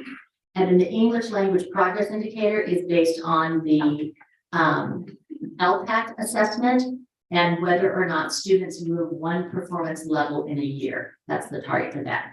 So the next few slides is just a brief sort of a descriptor of the different indicators and what is looked at for each indicator. So again, you have the academic indicator, which averages the student academic performance on the Smarter Balanced assessments and the California alternate assessments for English language arts and math, which is that first bit of data that I shared with you with the colored circles. The English learner progress indicator is looking at current English learners and how they are performing in language arts on the LPAC, and did they make one performance measure. Oops, I got myself mixed up in my slides here. Chronic absenteeism is based on the percentage of students who are chronically absent, meaning absent for 10% or more of their school year. And this is in kindergarten through grade 8. The secondary level, the high school level is not included here because it's typically included in the college and career, the CCI indicator, which has been suspended. So, but for chronic absenteeism, they're just looking at K through 8. Suspension rate is the percentage of students suspended for at least one day in kindergarten through grade 12. And it's only based on the student being, it's not based on how many times they get suspended. It's based on the student and if they were suspended at all. And then the graduation rate is the percentage of high school graduates who receive a traditional diploma in grade 12. So they take the CHESP or some other alternate form of, it doesn't count, they have to receive an actual high school diploma. And this is cohort information, so students who graduate with either 4 or 5 years are included in that in the graduation rate. Okay, the dashboard data. So here is a snapshot of RIM's dashboard. So chronic absenteeism, very high. Suspension rate high. English learner progress, medium. Graduation rate, medium. College and career, no information. English language arts, low, and math, low. A little more detailed information about specifics related to that dashboard data. This will give you the actual percentages for those particular, for all of our different. Here, hold on, I got to flip around again. There we go. For each of the indicators. And I'm going to go back to this in a minute after I do the next slide on differentiated assistance, and I'll give a little more information about this. So all school districts are throughout California are determined whether or not they're in differentiated assistance based on the outcomes of the California School Dashboard. The California School Dashboard looks at some of the indicators differently. Like, for example, the first couple of slides that I shared with you for the task shows the percentage of students who met or exceeded the standard proficiency-wise. The California Dashboard looks at what percentage of our students were distanced from standard. So closing the gap for getting more and more kids closer to the standard is how they look at progress on the dashboard. So differentiated assistance, a district is eligible for differentiated assistance or needed improvement efforts when 2 or more indicators in one of the areas is below the target in any particular student group or as an LEA as a whole, if there are more than 30 students in that group. So with the release of the dashboard data, we anticipate that RIM will be in differentiated assistance for some of our student groups. We will not be in differentiated assistance as an LEA as a whole, based on all students' performance, because we only had one area that was lower than the target. But we do have student groups that performed lower than the target. And so if you have any student group that has 2 or more indicators lower than the target, places the district in differentiated assistance. And I'll talk a little bit more about that in just a moment. So the county is reporting that they are seeing a significant increase in the number of LEAs they anticipate being identified as DA with this 2022 dashboard. So to give you an example, in one of my county meetings, in 2019, in San Bernardino County, there were 9 districts identified for differentiated assistance with 18 of their student groups. In 2022, their estimation is that 31 districts are going to be in differentiated assistance with 91 student groups. So a significant increase across the county in districts that are being identified for differentiated assistance. Now, DEA does provide additional county support and funding for local educational agencies in addressing the focus areas that are identified on the dashboard and in our local needs assessment. So there are resources available for support from the county for districts that are in differentiated assistance. But LEAs must address the low performance areas that are identified. So those are conversations that we will be having. Now I'm going to go back to these slides here. So for English language arts, we as a district are 33.5 points below standard. In order to be identified for differentiated assistance in this particular area, you would need to be 70.1% or 70.1 distance from standard or more to be identified as differentiated assistance in that particular area. So as a district, we did not meet that eligibility for DA. In mathematics, we were 90.1 points, and the criteria is 95.1 points.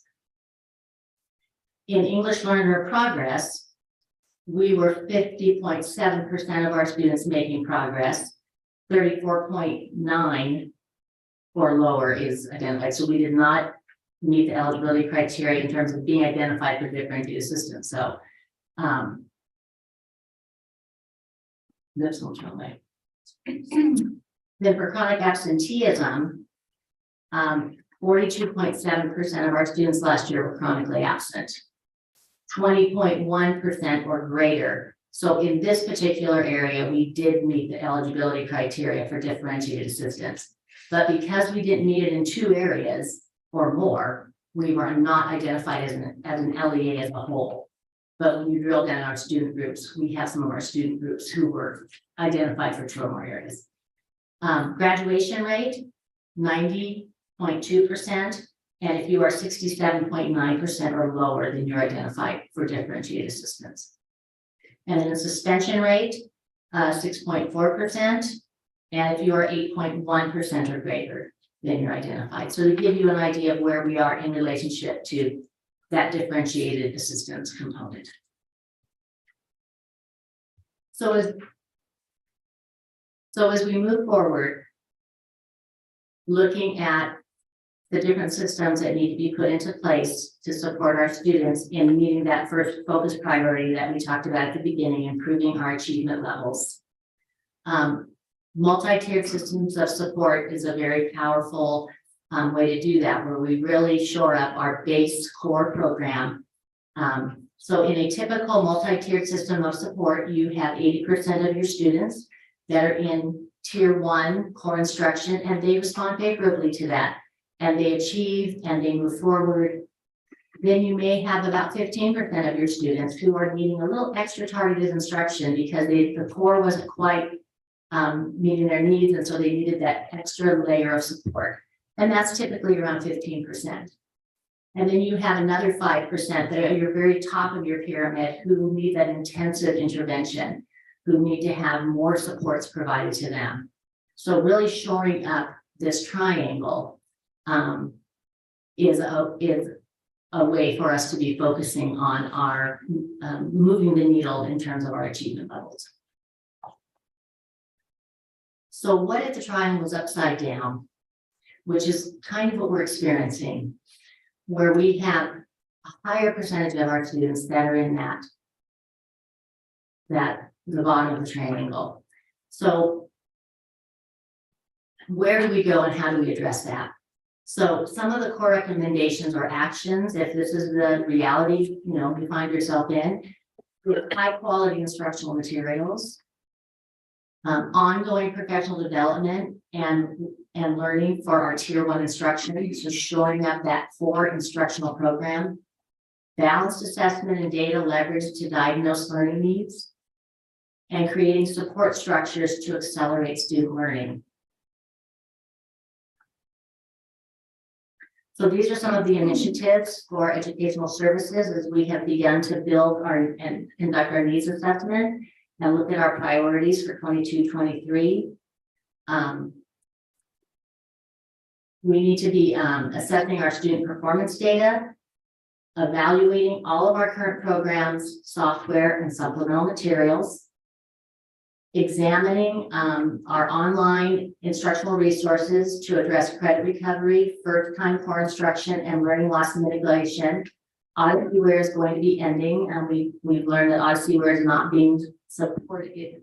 It's being supported in that it is still being provided, but there are no revisions being made to it. They are not putting in investments in improvements in that particular curriculum.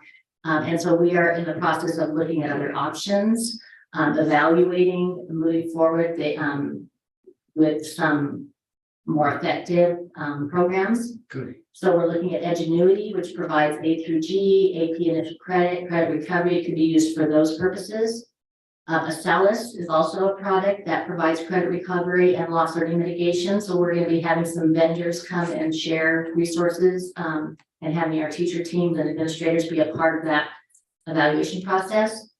Canvas, which is a learning management system, also can facilitate some parent engagement in terms of more access for the families, particularly in our in virtual environments, but also in our brick and mortar schools as well. iReady is a supplemental instruction and assessment for the ELA, and we're currently using STAR, and they do have an academic component similar to iReady. It's called Freckle. We're exploring, so we're kind of looking at those two entities to see, which one might be a better fit for us. It's also a supplemental instruction assessment for math and ELA and provides opportunities for more exposure and rehearsal and practice and adaptive technology for meeting students where they are and moving them forward. Instruction is the key focus, looking at that base and turning that triangle upside down. And how do we shore up our base core instruction? So we have a curriculum instruction and assessment committee that has already begun meeting, and we're developing a 3-year plan. Our major focuses at this point, as we looked at kind of a 3 to 5 year, what are some things we want to work towards? What's the one element we want to pull out? And it was that instruction component.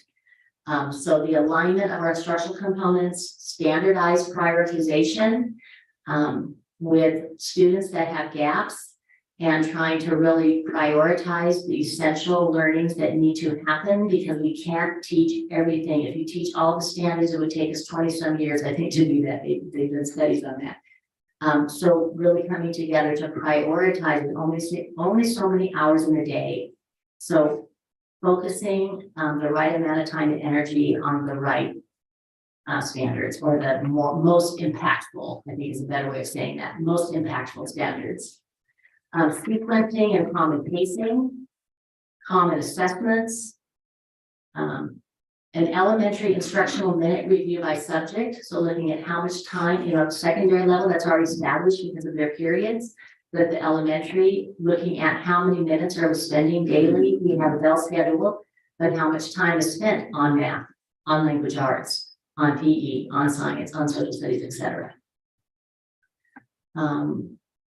Adoption of the instructional framework, looking at universal design for learning, which I know you've heard a lot about. NPH doing a lot of work in UDL, and we see that as a very powerful framework for shoring up instruction and learning by design, lesson planning, those kinds of things. Effective use of the district adopted curriculum. we've made some investments in some instructional aligned materials that have ELD embedded components in them. How are we using them? Are we using them? Are we using them most effectively? Those kinds of conversations. Define the roles and responsibilities of our instructional support team, which is our ISP at the elementary level. We've kind of suspended that for now, so we can kind of regroup. And then looking at the roles of our TOSAs, which, as you know, currently have gone back to the classroom to support our lack of ability to hire folks at the moment. And we feel like our kids need to have full-time teachers. It's not possible. We know the power of a quality teacher in the classroom. So we need to revisit our TOSAs, what they're doing, how is that program going to work moving forward. Early child education, pre-K, TK, and kindergarten, looking at the instructional minutes there as well, time in class.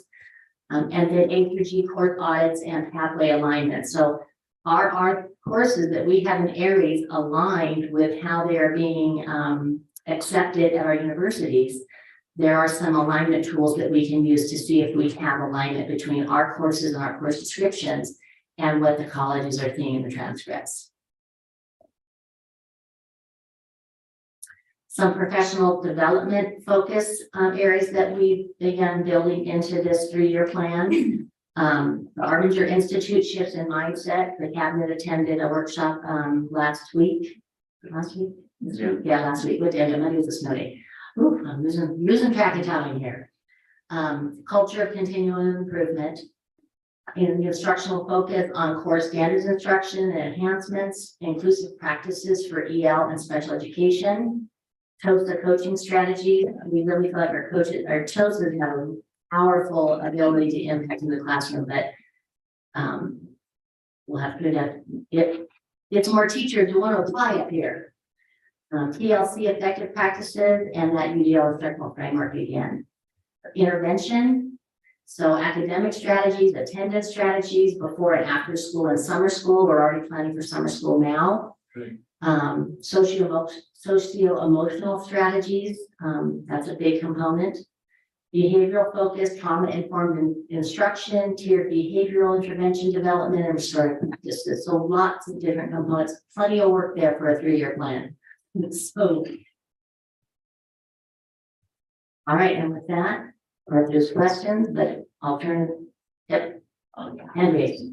Okay, so I understand before and after school interventions to help with kids that are really struggling with the tier 1 first instruction.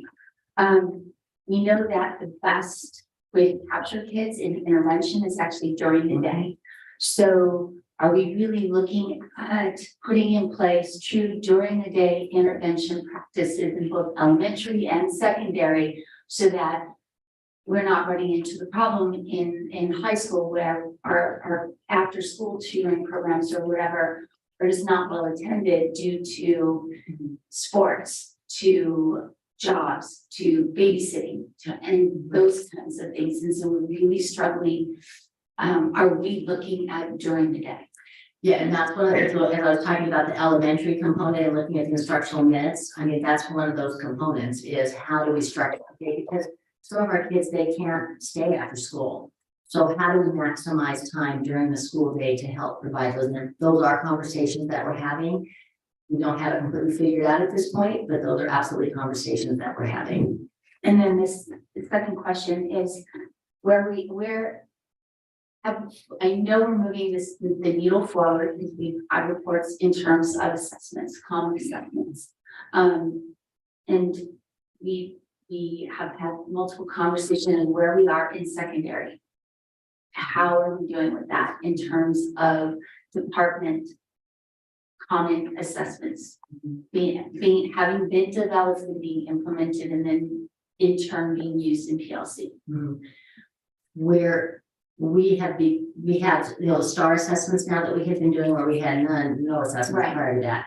But that's part of the work of the 3-year plan in terms of our TOSAs were really helping to facilitate a lot of that work, and with them back in the classroom, it has made it challenging. And some of our challenges that we've had in terms of being able to get our teacher teams together because they have to be integrally involved in creating those assessments aligned to those pacing schedules, which goes back to the Right. items that were, and so that's, you know, that plan moving forward is how do we get those teams together, you know, even looking at some summer work or since there's been some foundations laid, but in terms of it being systematic and in place consistently, we're not where we need to be. And then, so the math, when you talk about looking at the curriculum and do our textbooks, the whole idea of like, does it support, does it align, blah, blah, blah, blah. The new math framework is probably going to be adopted in the middle of 2023. Then they go through the process and negotiating with the publishers, get a list of We won't have materials for probably 2 more years that are Yes. aligned to the new framework that was just created. yeah, and so, and then making sure that it has ELT components. That's a big, huge thing, but my whole thing is, in regards to the math framework, knowing that we are years out before we have that approved list, do our current textbooks, because we did a heavy math adoption, new math adoption, you know, the Go Math, Yeah, Go Math is in NPH. in elementary, and then into math was that. Right. NPH, yeah. So we spent so much money on that and professional development. Do those books can they support in looking at those? It's a question, I'm not asking for an answer. Support the math framework as it exists in its current film form, because obviously there may be a couple tweaks before the final adoption and approval of that framework, but you know what I'm saying is because we just bought all this books. Well, actually, it's been longer than you think. It's been 6 years ago. Oh, I feel like Go Math was. Yeah. Okay, It's been, yeah. well, I'm in the wormhole, But yeah, the standards have not changed. So they are aligned with the current, you know, the standards, but the standards haven't changed, but the framework in terms of the right, but the what? So if we're standards driven, where we're looking at the standards as as what needs to be learned, then our curriculum is our tool belt. okay, so then I have a question in terms of the ELD component in the books. How, in terms of your opinion and looking at that, do we have really great embedded ELD language development even in our math books? Yes, ELD is embedded. That was one of the criteria in any of the new materials that we adopted since I've been here in this position. Right. That was when we had the rubric that we utilized to be able to evaluate the materials. English learner supports was one of the criteria that we looked at, that and technology components in terms of whether it was even something we would look at or not. And our English language coordinators and staff, EL staff, they were all involved in making sure that they reviewed those ELD components in both English and math. Yeah. Okay, And then going back to the assessment piece, we're also utilizing the IABs, the interim assessment blocks, because those are great. They're, I mean, the FIABs are short, quick. And it's practice. And their practice, it helps them be familiar with the platform. It gets them, because for some of our kids, I still contend that many of them, it's the form. I mean, if they aren't practicing that format, it may not be that they aren't displaying what they know content wise, is that the navigation of the platform itself can be a barrier to the knowing what they do or don't know. So the more practice and exposure that we can give our students, because the IEPs can be given in a non-standard format as well as standardized format. So teachers can embed those in their lessons and do a couple of IABs as a whole group, or get kids in groups where they can solve them on it. It doesn't have to be, okay, everybody, today we're going to do an IAB just like the CAP. It's great practice for the kids in the structure of the assessment, how the questions are asked, all of those kinds of things, as long as they're being utilized. But that's what we've been really pushing for. And like I say, our TOSAs were working really hard on that with their teams. And so them being in the classroom has been a little bit of a challenge, but because that in the site support from a teacher perspective, teacher with teacher is so very powerful. So to dovetail on that, and across the state, across the country, there's definitely a shortage of employees, and definitely we're not saying the future looking very bright with having an influx of educators. So is our plan contingent upon us being able to have TOSAs or having additional staff to be able to move us forward? Yeah. You steal it. Okay, so to answer that question, I think that we have rolled down several different scenarios. And depending on what that hiring climate, our staffing climate is going to look like, we're going to have to be able to adjust on the district side or the educational service side to meet the need and provide support to our principals and our staff, even if we are not able to pull our TOSAs out. So for the example, the past 2 years, we've seen this trend where we haven't had enough teachers, they're called out ill, or things happen. Just in the hiring process, there are delays. So we have subs put back into the classroom. In some cases, our TOSAs have had to go back into the classroom. That's unfortunate because instructional services, educational services, it's difficult to move that needle forward when you can't provide that support. So we're going to look at it from a funding model. We're going to work with Jenny to see, well, how much money funds are spent for that TOSA group, and if we can't pull TOSAs out of the classroom, is there something else that we can use instead of using that same fiscal footprint? And so we're going to have to be flexible given the climate of hiring in the future, and it could change ebb flow as we move forward. So we have to have at least 1, 2, or 3 different options that we can pull from so that we have consistency from an educational services front into our school sites where it's most critical, and then into supporting the teachers in the classroom, because best first instruction is the only way that we're going to turn our pyramid, which is actually, we have a wide base on top and a very narrow point of students that we don't have to service to a great extent at the bottom. And we're really servicing and intervening with the 80% of students instead of the bottom 20%. And so until we can flip that pyramid around, we're going to have some investment. I hate to walk outside of my fiscal footprint, and somehow we're going to have different options to stay within that fiscal footprint, but still provide the support and the instructional support that we need to in ed services. Any other questions for ed services before I move on to student services? And I'm going to call up technology. Are you ready? Okay. So thank you, Heather. I'm going to move on to student services, and some of the information Jenny has already covered in her report. So I'm just going to kind of skip over some things, but they are in the big cumulative report as well.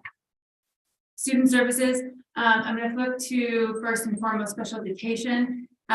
We were looking at data for special education students, and 405 students have individual educational plans or IEPs. And that's about 15% of our total population. So if you just apply that back to the pyramid structure, you will see the top, which should be 5%, is 15%. And so there's added reason to really harness in on our first best instruction so that we can lessen the percentage of students who are actually migrating or qualifying for special education. Some are qualifying, and the areas are listed. So the top categories for a qualification of special education here at RIM, you have specific learning disability, 164 students, but then you have speech language impairment. And so you have 81 students. It's what we're seeing. And when I've gone around, talked to teachers, talked to administrators, you're seeing a lot of students being designated for speech language at greater rates. A lot of it is probably attributed to the fact that for the past 2 years, they have been sitting at home, they have been on screens, they haven't been as verbal the past 2 years as a typical student would be, given the nature of what had happened in the pandemic. And socialization has decreased drastically, especially with our really young pre-K, TKK learners. So that's a significant reason why we're seeing kindergartners with larger levels of speech language impairment. And then OHI is other health impairment. It could fall into a variety of different things. Behavior could be one of them. So those two numbers are really high for a district. And so we want to target that with best first instruction and instructional interventions in the classroom so that those numbers start decreasing. Autism is about, we have 57 students with autism. And then what's really kind of staggering is that you have 405 students on special education. But The realm lower than special education would be a 504 plan, and you only have 31 students on a 504 plan. So I'm not quite sure of the processes or what has happened to generate perhaps a skipping of a 504 and then going straight to an IEP, but we do need to look at that because that's a significant piece of data where kids should be in a 504 situation prior to going into automatically being designated as a special education student. And those two areas of speech language or OHI could be areas where we could handle with a 504 instead of special education, because we know that special education is the most expensive program, which if it's needed and necessary for our students, we're happy to provide it, absolutely. But if we can handle it a different way, then it would ease up on some structures, fiscal structures too. So the next one is really attendance data. I know that Jenny's covered attendance data, so I really don't need to go through, but we are seeing a dip, especially with illness and then kind of an early surge.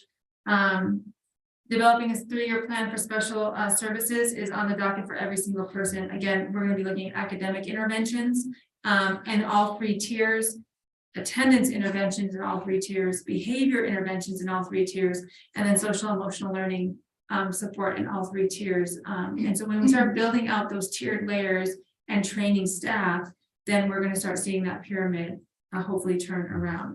The last thing with special services is just really an inclusion model and having more of our specialized students or special education students pushed into the mainstream environment where they have access to the standards. Special education teachers are phenomenal at modalities and by manipulatives or changing instruction into a different format for special education students to learn more easily. But they're not your highly qualified teachers in all of the subject areas. And so by having students be exposed to our highly qualified teachers in math and English and social studies and science, it will help our special education students learn at a higher level. So we're going to look at a model and try to develop a model over the spring and then next year. We'll be very inclusive in working with our staff to do that. But that is something our SELPA is requiring us to do. The state is requiring us to do high percentage every single year. We have to increase inclusion. And so we know that we have to kind of look at that. MPH has an inclusion model already established this year for the first time. So we're looking at that model and then how do we replicate that at the elementary level, or how do we, align that with elementary and then high school. And finally, the discipline data, suspension rates. Heather had mentioned the suspension rates on our dashboard, and we want to be very mindful because every time a student is outside of class, they're not learning. And so we have to be mindful of keeping those kids in class to the greatest extent possible, working with teachers, but providing support because we know that the best possible route for our students to learn is by being in front of our phenomenal teachers. So with that, I'm turning it over to technology. Sorry. I have a slide behind you. On the microphone. Well, how do you do? How do you You're in do? the front. I'm in the hot seat. We usually, December is the month that I get to share with you about technology. And so I try not to put you guys to sleep. So I'm just gonna buzz through the slides pretty quick. And if you have any questions, just stop me anytime. So our bullets here are communications, connectivity, customer service, and security. Security is a big deal now, and it became a very big issue last year, and I'll go over the reasons why. So the next slide is just who we are and what we do. Everybody knows me. I manage pretty much most of the technology side of the district, the admin for all of our SIS, Google, Apple, backups, servers, switches, all of the above for technology. I have 2 itinerant techs, Lori Fisher, which she stays mostly at the elementary sites, and Charles Puritan, who's secondary.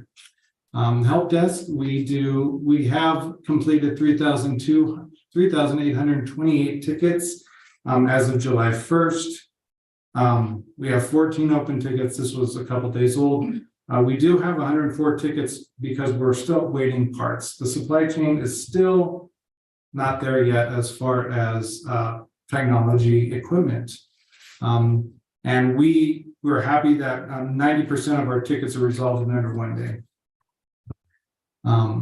Like I said earlier, this last year was a big year for technology. The county came in and hired a firm last year that went through every single district. And this happened right after San Bernardino got hit with ransomware. And supposedly a 7-figure sum was paid out, or a 6-figure sum was paid out. So county came in and said, hey, we need to audit all of our schools. So we fill out our requirements. They send out a form, we fill it out, they look over and they say, this is what you need to do. And you need to do it quickly, or else you're gonna lose your cybersecurity insurance. So we had to really implement some things very quickly throughout the district. We didn't have any consistent training. We did utilize Public Works, but it was an option for the teachers to take those modules. Now they are required to take those modules, and that fulfills one of our goals there. We had no way, the county said, okay, you're sending out laptops with every certificated staff, they take it home, it gets stolen out of their car. What protections are on there besides just the password? So we had to put a secondary protection on the laptops as well. No internal cloud backup solution. That's not exactly accurate. We did have an internal backup solution, except it was old. So we were backing up internally only. We were not sending it to the cloud. They said, no, you need to send it to the cloud. So you'll see under the resolutions, we had to purchase a new platform, including 2 servers. We have one at RIM, and then we have one at MPH. The one at RIM sends all of its data to MPH, and MPH sends it up to the cloud. So we have a mirror at MPH and then a mirror on the cloud.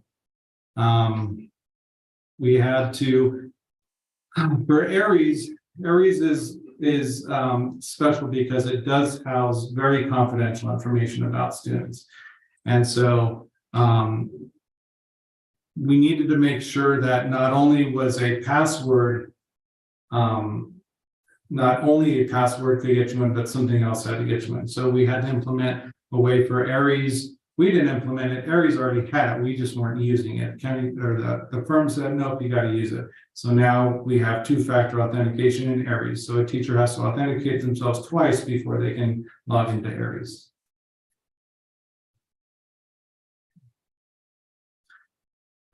Janie and I's favorite subject is E-rate. If you don't know what E-rate is how we fund a lot of our internal networks. E-rate is part of the FCC. The FCC gives districts money. We are an 80-20 school district, so they will cover 80% of the costs for every 100% that we spend. They cover 80%. We pay the 20%. And what that covers is internet to the desk, to the student or to the teacher. So what's great about E-rate is it funds all of our access points, it funds our switches and our networks. It funds our connectivity to the internet as well. So we are in year 3, I believe, of our funding. I think Jenny, I always forget what year we're in. Usually Cindy will say, you're in year 3, but they give us, we roughly have $550,000 to spend over 5 years. So some of the things that are going into place this year that was spent last year because the supply chain couldn't get the devices yet. So we're still waiting on stuff, and those will supposedly be installed in January. We're getting new battery backups that have a 10-year warranty. You're usually replacing batteries every 2 years. Now these have a 10-year warranty. They're much better units. They're smaller. The batteries last longer. If the power goes out or something like that, we can keep our networks up and running. We are installing exterior access points on all of our outdoor areas, playgrounds, green spaces, parking lots. One of the things that a lot of teachers tell me is I want to take my class outside and do an activity on the computers, but we have no internet service. So now we will be able to do that. So playgrounds, green spaces, the stadiums, gyms will all be covered. And we're adding some high density ones, interior, like I said, multi-purpose rooms, gyms, and the PAC. We're adding additional access points to some dead zones in schools that we find out. Teachers will always let me know, hey, we don't have internet here. Yep, we'll get it down there for you. We upgraded this part of the E-rate was already completed, a 10 gigabit network circuit between schools, which allows us to push a lot more data from the high school. Okay. Mark, did you say that you finished now, or so what's your timeline? Yeah, so on 21-22, yours get funded a year behind. So those are the things we bullet 1 and 2 are January, February. The last bullet, the 10 gig, that's already been completed. So again, it's a supply chain issue. 23, this is the new E-rate for this year that will get funded next year. Yeah, it's a little bit confusing.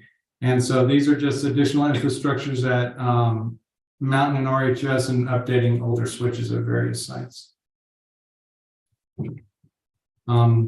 So some more other things that we did outside of E-rate, we did add security cameras, 17 new cameras at RIM, and they just let me know today that they're ready to go with phase 3, which is adding 7 more next year, next calendar year, 23. RHS has vape detectors in every student restroom, which is very interesting.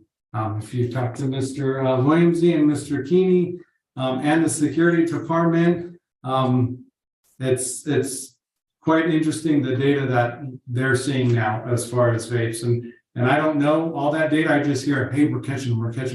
But we'll let Brian and Brian discuss that more in depth. But I just know that it's working. The security guards at the high school are liking it. MPH is adding some cameras, and they're getting vape detectors in all of their restrooms as well. Every student restroom, secondary, will have a vape detector in it. Lake Erie and MOT had a complete network overhaul. We needed it bad, especially in maintenance. Jim and Jen will tell you they needed it bad. So we saw an ongoing issue at the garage, but we're working on it. Let's see, we do have, the last bullet is a couple of things. Employee device replacements are teacher laptops. This is the last year with them before we renew another lease. As well as the desktops. A couple of months ago, you guys gave us the go ahead to purchase brand new desktops for our clerical staff, administrators, librarians, security, anybody in the offices. We've done that. I think we have just a couple more schools left, and then everybody will have a new desktop, and it was needed. Personnel services. That's it. There you go. Yay, Any Mark. questions? Marcy? Any questions, Mark? I know you don't like my. Good. Okay, so on to personnel services. Over since July, we've hired 44 new staff. So hiring, processing, flying, we have been extremely busy in HR. But we, out of the 341 positions, that's roughly 13% of our staff. So to support 13% new staff is a tremendous effort. So I just want to thank my instructional team and my district office team here, because that is no feat, that they're teachers, they're administrators. And we know that coming into a new district, the support is needed. Just acclimating to a new district, the support is needed. We did increase sub pay. Thank you for the Board of Education that allowed us to do that and try to retain current sub positions and then also add resident sub positions. So all of our school sites now have 2 resident sub positions where we're kind of getting ahead of people calling in. We already have subs to deploy immediately. But with the rise after Thanksgiving, we have a spike, and so we have had a significant number. I think MPH had like 16 people out yesterday or something like that. Yeah, that was not fun, but thank you, MPH. Anyway, consulting services, wherever we try to not hire a permanent employee with a benefits package, it just saves our bottom dollar. And so where we can have consultation services, sometimes we need that in maintenance and operation, special education, especially for some IEP services that are sporadic, administrative coaching for our new admin staff. We do have a considerable number. There's 8 new admin on our district this year. Program development, professional development and program development. We will hire a consultant every once in a while. Their expertise comes in, helps us build a program or helps us create the training that we need for our staff. And then therapeutic agencies. We do use consultant services there. The department needs, again, we're building our 3-year plan, onboarding and exiting processes. Those are things that we need to shore up across the district and make sure we have standard operating procedures for our staff coming on. That would include training, that includes classified and certificated. That's going to be the job of Shannon, who's not here, he's ill. But in the next year to come, that will be key because we want a warm, welcoming environment for at least our staff coming on in. And then we want a warm welcome for them when they do retire. Reorganization and investment in educational services. That's again, which we thank you, Jordana, for asking that question, because with the staffing shortage, we have to get creative as to how we keep educational services and support flowing out to our staff. We were coming up with a couple contingent plans for that. And then overall, the biggest thing for personnel services is, we've talked about this before, is just conducting a classification study. Normally that's seen on the classified side. We're extending it to all job descriptions and positions across the district, both classified, certificated, non-represented, and also management. We feel that we really have to kind of reshape, or sometimes what happens is things get globbed on to people's job descriptions, and we really need to figure out what really belongs where and how do we create the organizational structure that I mentioned way back to my beginning slide. The structure of our district is really key at the running and functioning of our district. So we want to make that efficient, we want to make that effective, and that really starts with our org structure, and then a good review of all job descriptions and positions. And also helps with position control. So down the line, if we should see a continual decline of enrollment, we're going to have to address that and have built a plan proactively to address that decline. So that's going to be key for us as we move forward. Now, if the trend reverses, Jenny, that's a whole different story. Great. Okay. Business services. You ready?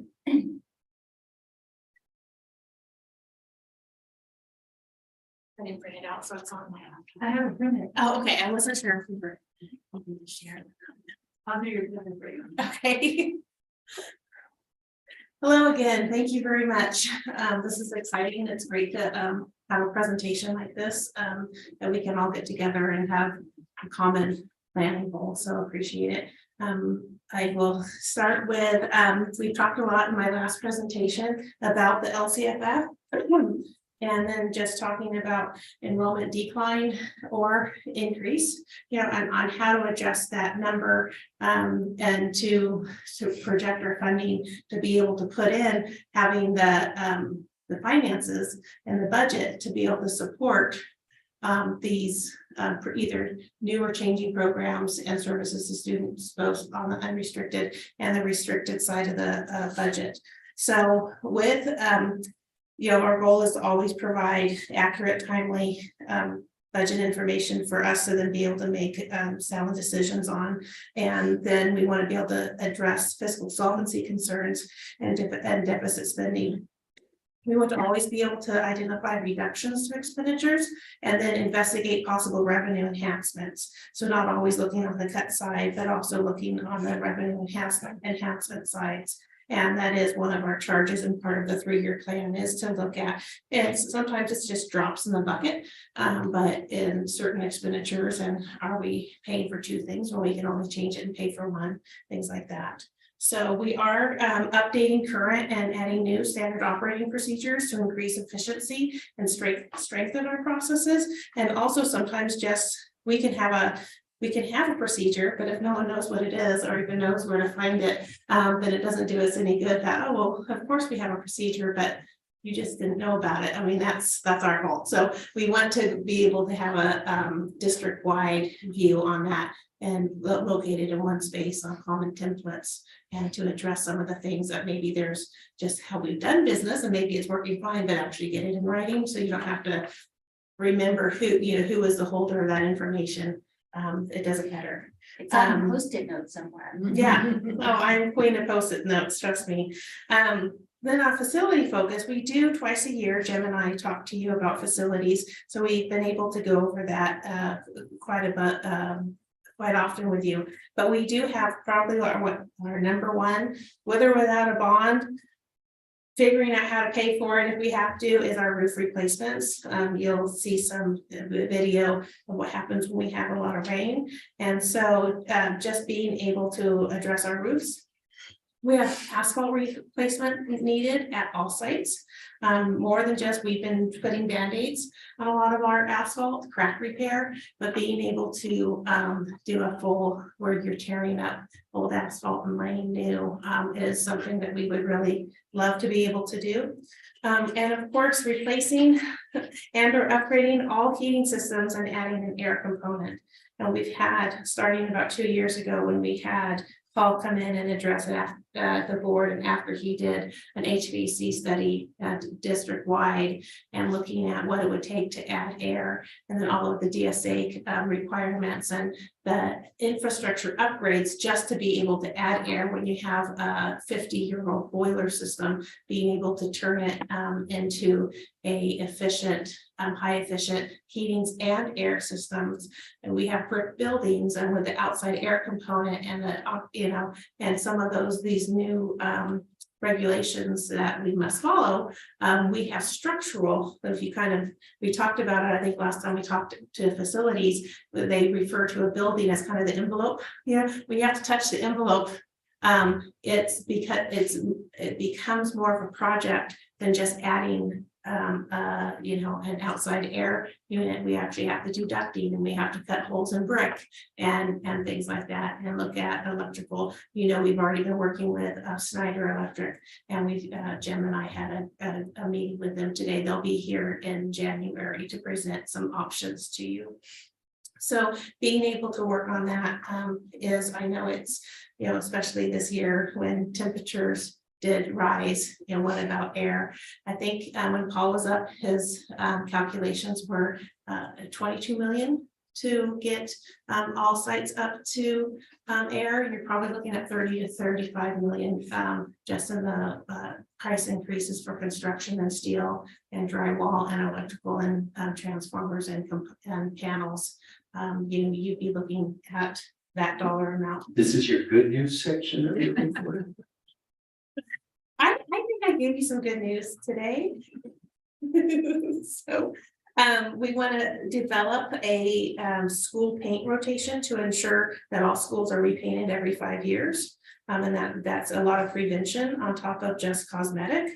We want to work towards a plan for installing our artificial turf at Rim High School that is touching DSA, and we have some DSA struggles that would come with that project because of the surrounding bathrooms adjacent to the visitor side of the field. I'm probably not doing it justice, but so some of these projects create larger path of travel, and DSA will touch other areas, so we just need to be mindful of that. We do want to complete facilities master plan, which we're already working on a RFP, a request for proposal for groups to we'll solicit, and they'll we'll do a bidding and present that to the board probably January or February when we get that RFP worked out. A staff member of mine is working on that as we speak. So we want to then the facilities master plan report will help us develop timelines for projects and identify funding sources. So we may be able to identify some of our reserve balances for more deferred maintenance projects where some things might require a bond or going out for other grants and awards. Okay, business services, we do have an umbrella. Business services is made up of just operations, accounting and payroll, and that you see in my office, but we have facilities that we've talked about. We have transportation and child nutrition services. So we do more still on the facility focus. We want to organize a safety and facilities committee that incorporates a Going Green initiative that also provides a forum for data sharing and receiving ideas for improvement. So a lot of that listening too would be in this committee. Address staffing needs in all departments, including sub coverage. And an example, and this can be an example in probably many departments, but due to the increase in meal serve, we then need to evaluate a need for additional child nutrition staff. So due to participation, the revenue is increasing, and then we may need to hire some part-time child nutrition staff to then man we've had some kitchen infrastructure grants, salad bars and frozen yogurt machines, but then that takes personnel to manage. We have the golf cart that we can serve outside, but then you need someone out there. So if the food's selling and the students get it for free, but then we submit for reimbursement, then it may have a need to hire additional staff for that. We do need to replace our minibuses. I think we had a slide in one of our past presentations of just the number of miles that our minibuses has, and we have one out that's not even probably worth replacing. New engines on another one, 17 to 25,000. And when they have 350,000 miles on them, and we drive hard miles on our buses, just from Green Valley Lake all the way down to Cedar Pines Park, and all over the mountains. So we do have a need to replace minibuses. We will need to renovate our filling stations, and under the new ed code, develop a transportation plan to ensure free transportation for all of our unduplicated students, which we have been by use of the ESSER dollars. But this is what the plan was part of the new funding for school districts. So we're required to have the plan, although we don't get to participate in the funding. So, but I think we can rest assured that we are still transporting those students because of our ridership is up. Ridership's up, then it could create a need for additional drivers and additional standard buses. So we do have, Lisa and I are talking, we have to repair and replace kitchen equipment. We do have some kitchen infrastructure grants that all of the school districts in California will be receiving. I don't know, one walk-in freezer or refrigerator could be $40,000, $50,000, $60,000. So we have walk-in freezers and refrigerators that Jim and different outside contractors are just really, it's like a spit and duct tape, keeping some of these freezers together.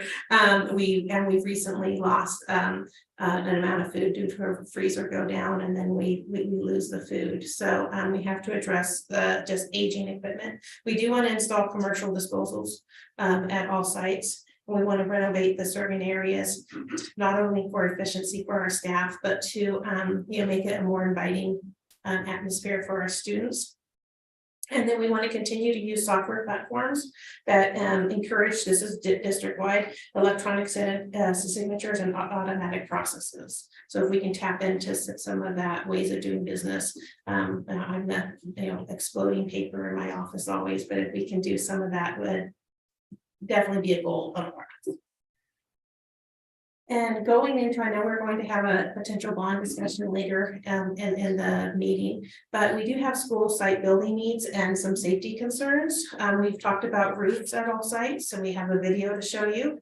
We need upgraded electrical panels, heating, ventilation, AC. We've talked about that at great length. We do, I don't know, we want to start calling them 22nd century learning systems, but when we went out for measure A, we did say like, what would be our ideal classroom that you walked in and you went like, wow, that's like a really updated learning environment for students. So with a bond effort, being able to have furniture and classroom equipment and classroom innovations, that's not necessarily a HVAC, but a more student focused desks and Carpet, carpet.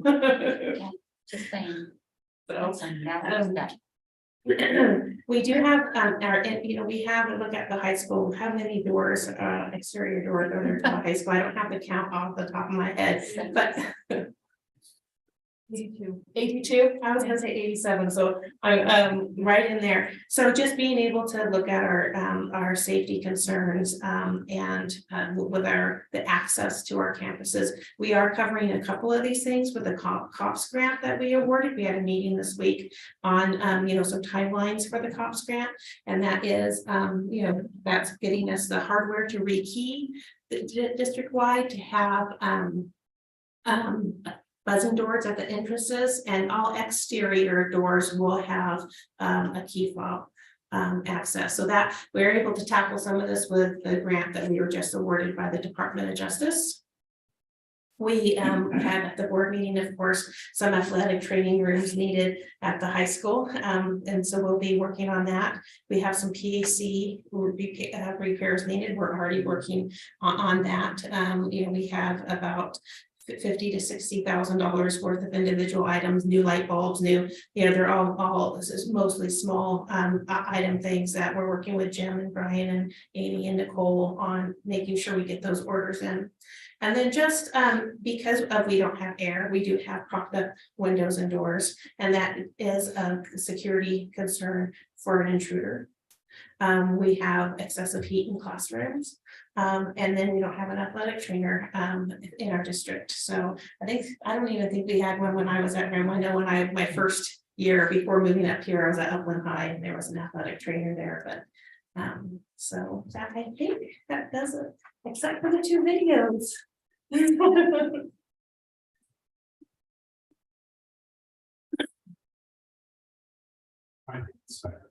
So this was just sent, on one of our rainy days back in October. November. Yeah, the one real big one, we got like 12 inches of rain. And so I think when you see the videos, and you talk about a bond discussion, when it's raining inside of your buildings, that just brings a whole host of difficulties and complications and safety hazards that our students and our staff really have to deal with. And morale. I watched. And so, yeah, I played them earlier. Yeah. And so creating awareness, I think, to our public and our community as to really what the state of our school district facilities are is something that we're going to have to do. And there's not enough room in our budgets to address the facilities.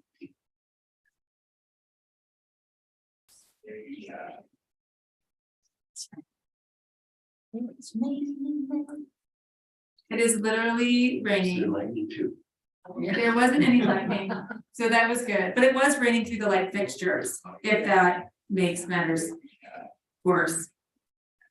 And so I think, for the maintenance and operation department to have to come in, sweep, make sure that it's clean and make sure that it's dry and dried out so that it doesn't pose, long-standing safety hazards, let alone structural hazards, is something that I think that we're gonna have to address, in our planning in the future. But I wanted to give you all of that information kind of leading into the bond discussion that's a little bit later on. Anyway, that's it for the state of the district. Okay, I have a question. When you talk about a paint rotation, does that include the inside as well as the outside, or just exterior? Just exterior. Okay, and then when you talk about updating the filling stations, is that going from the slow fill to the quick fill? Is that what you're talking about? But on top of the slow fill, the fast fill, if we're going to entertain any type of electric buses, we would also need a station for electric buses as well. So that's not specific. I mean, it would cover both. Okay. And then with that, isn't the charging station like one at the top of the mountain, and one? No, we just one. Well, charging station? we didn't get that grant, so. Okay, we never haven't- mind. We haven't Okay. continued. Sorry. That, we haven't continued that planning because we didn't get the money. I had a question about the Safety and Facilities Committee, if that's a new committee. Well, that came out of a recommendation from Dr. Fricker. So we've had a conversation, Jim and I had one conversation about it and not really any planning because of just sake of time, and it's already December. So that was a suggestion that we get that going. So that'll be probably planning for an actual working committee by the end of the year, beginning the next. So thank you. Any other questions? Anyone have an extra walk-in freezer by any chance?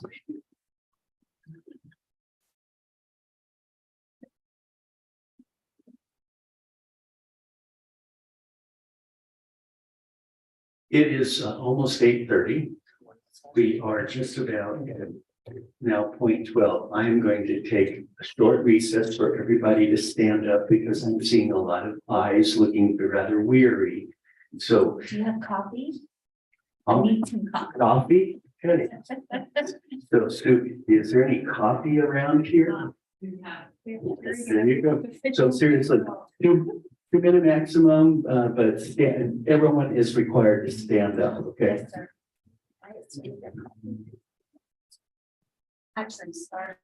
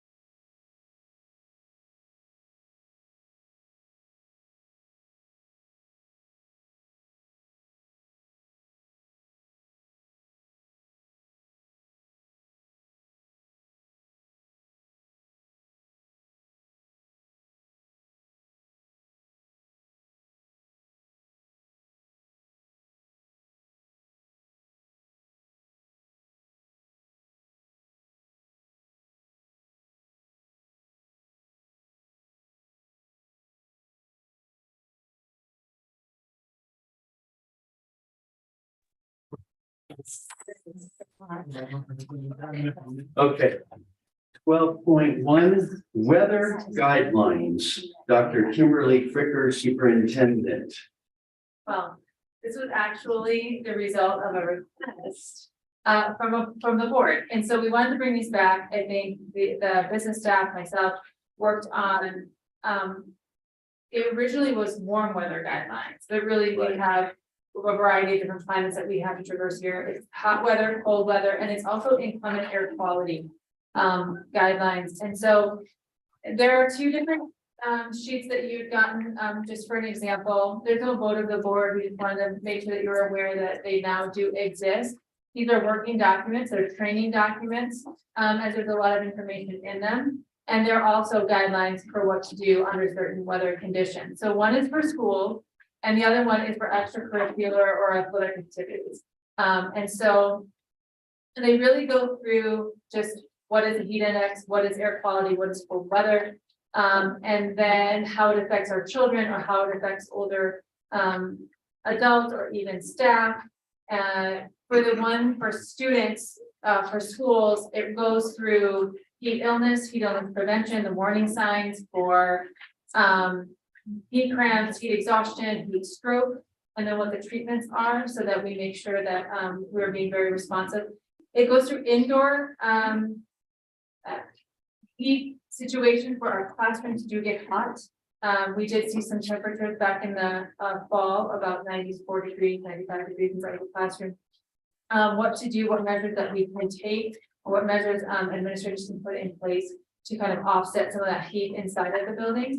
And then on the next page, it goes to outdoor activities and the heat index and the heat guidelines for varying degrees of temperature that we may experience. So these aren't reflective of other parts of the country or other states where they have excessive heat, but this would be more relative to what we experience here on the mountain. And then what are those guidelines? When should we start to be curious or cautious and look into implementing some of these things of how often do students need access to water? How frequently do they drink water? What are the remedies, cold, ice, that we can do to kind of alleviate some of the difficulties associated with heat, especially in those hot months? And then it goes into air quality, just really what air quality is and what we should be looking for, the index for air quality, and how it's really measured by AQMD. We get the AQMD report. They're now out of risk management, are sent to all of us on a weekly basis. We get them about weekly basis. But that really affects us if you have fires or like the Big Bear fire, and how do you assert if you have indoor recess versus outdoor recess based on air quality, or what the AQMD report is actually telling us. And now all principals will be getting that so that they can adjust their activity levels based on that air quality report that we get.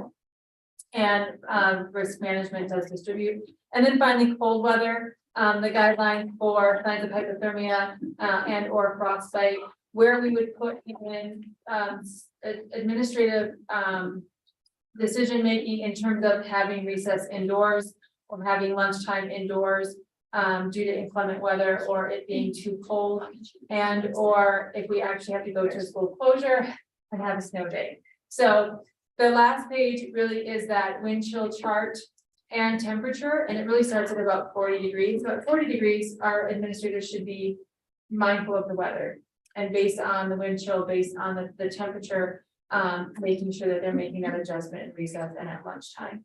And then just what to wear if you're in extreme cold weather. So again, both of them, the same is applied to athletics and for coaches.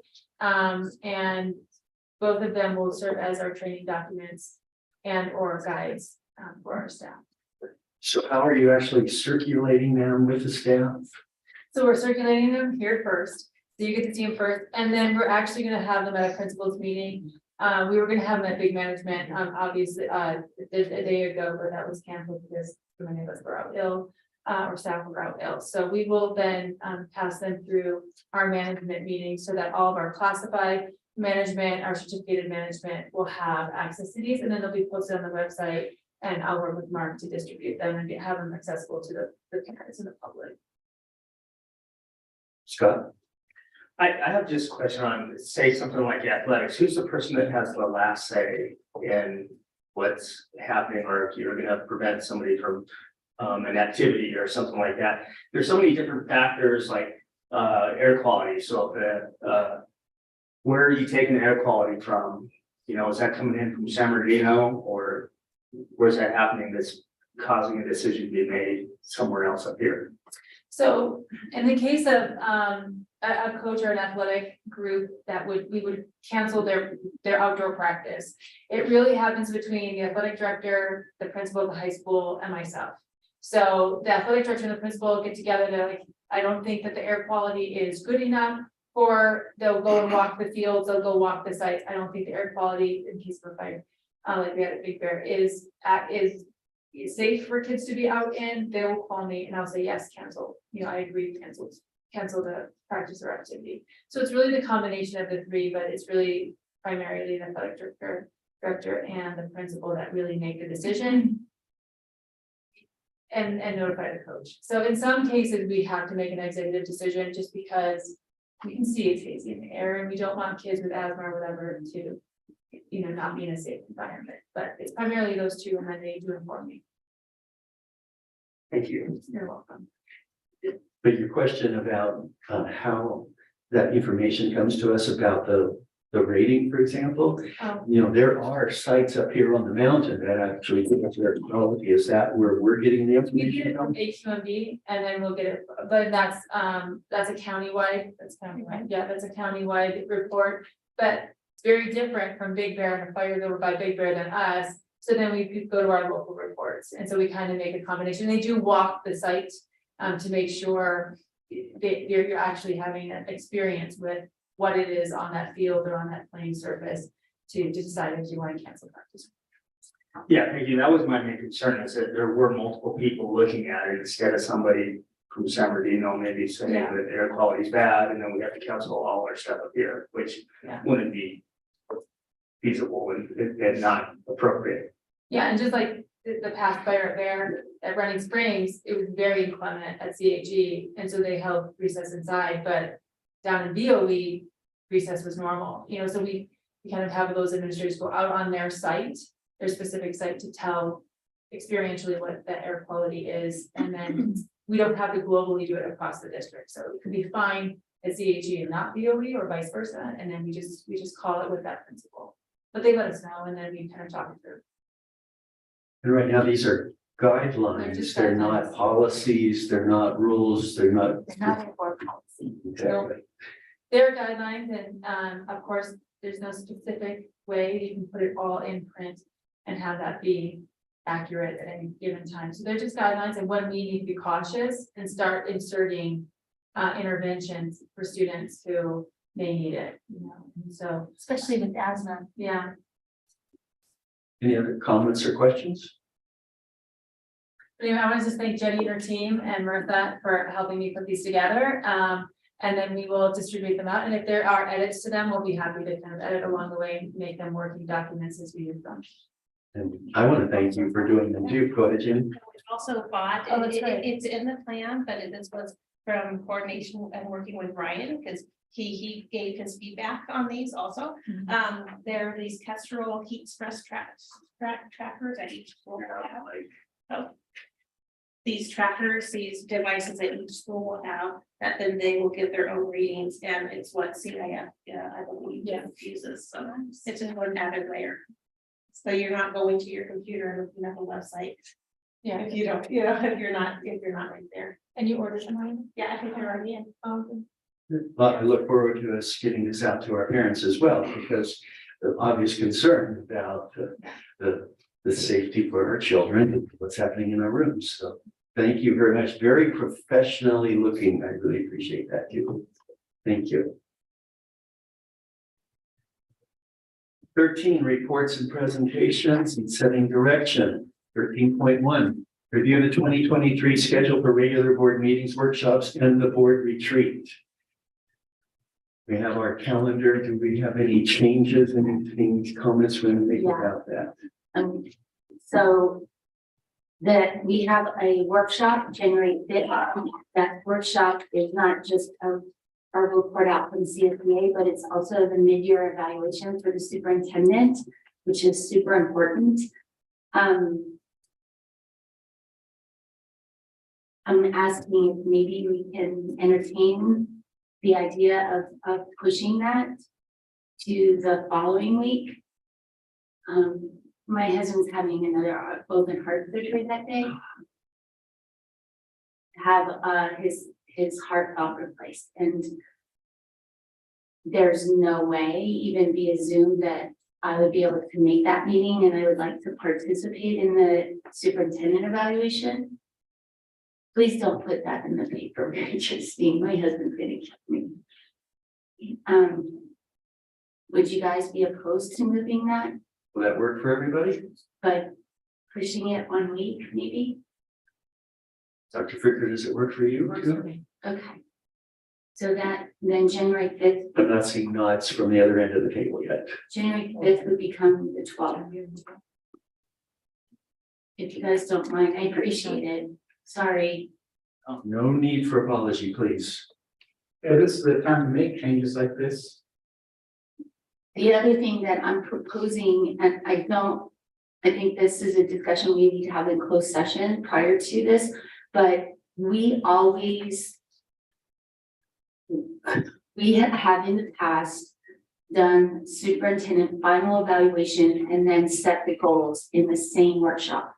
Last year, we went a long time because we had LCAP stuff.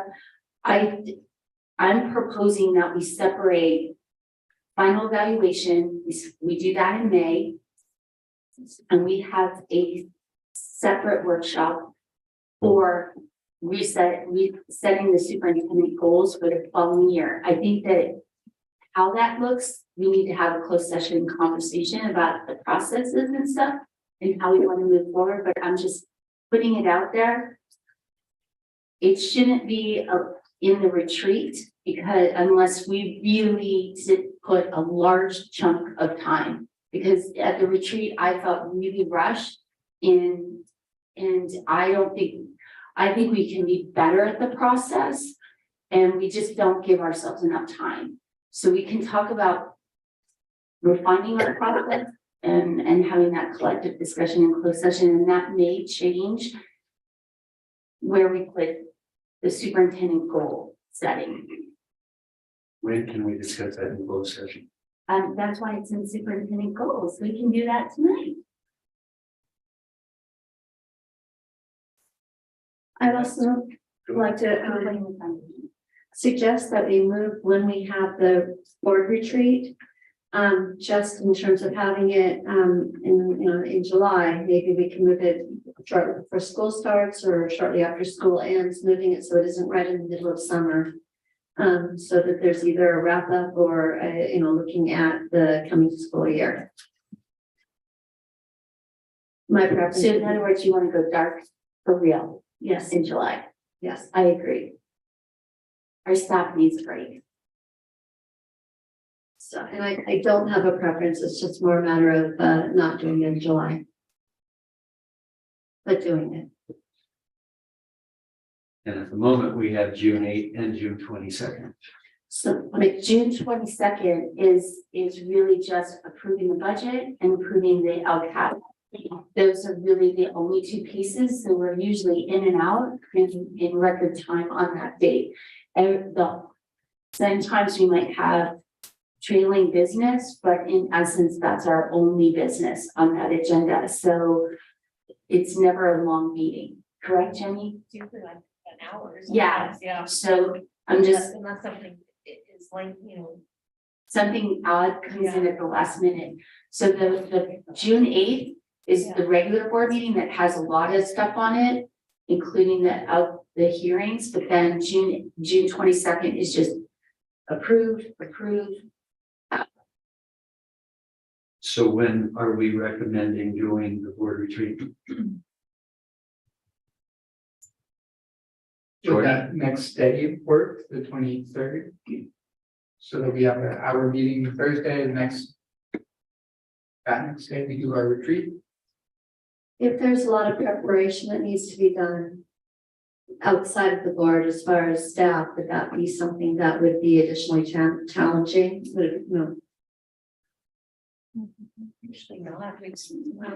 So it's growing, since we're having discussion, I just thought of this, so don't think that I pre-planned this. So I'm thinking that if we eke out a portion, we do June, what is it? June 23rd, if we can eke out a portion for superintendent goal setting. Because some of the, if being on the discussion inside closed session, some of that discussion will be actually, or could be in open session. I know, that's why it was like, that's why I'm saying is that we could do that, or we eke out time for superintendent goal setting at the beginning of board retreat. But then, like you said, we usually But don't. that's why then you really be strategic in what you want to focus on for the rest of the retreat. If that second, the second meeting in June is such a short one, what about possibly adding, add on to that meeting, the goals discussion to keep the retreat available for board business? We could do that. We could close one meeting and open a meeting, like a workshop. Why don't we do that? We'll just tag on a workshop. It'll be kind of, people will go, wow, what's up with your meeting schedule? But we could do that, Jerry. That's a good idea. Like going into closed session and doing that. And what if we do open session work, it's still in the workshop format. And we have no time limit. We don't have, regular business. Nothing is on that agenda. The workshop or the workshop, and nothing can be put on that agenda. But we have to add that on to that evening. That wouldn't be enough time for the workshop. No, talking about doing the workshop the following day Mhm. 23rd. on the 23rd, but on the June 22nd, doing the superintendent goals. What do you think, Jordan? Things that could work. I like the idea that one meeting per year is we're in and out, but if we need to add on to it, that's totally fine. Dr. Krieger? We're fine. We're fine. We're all fine. But to confirm, that would mean that we would have a regular board meeting on the 22nd, and we would also have a workshop on On that the day. 23rd and the 22nd. It would be 22nd regular board meeting, 5:30, do our business, close, open on the 22nd on a workshop. Then on the 23rd will be the board retreat. You think we're asleep on? Ooh, and as long as I'm bringing the curate, I'm just saying, with really special and really some muffins. Okay? Do we have to vote on that? We will be approving it. One other change, if we're ready to move on from that one, is our first board meeting of the year, January 19th. That is the day of the governor's budget workshop. Oh, Liza. So we probably want to move that.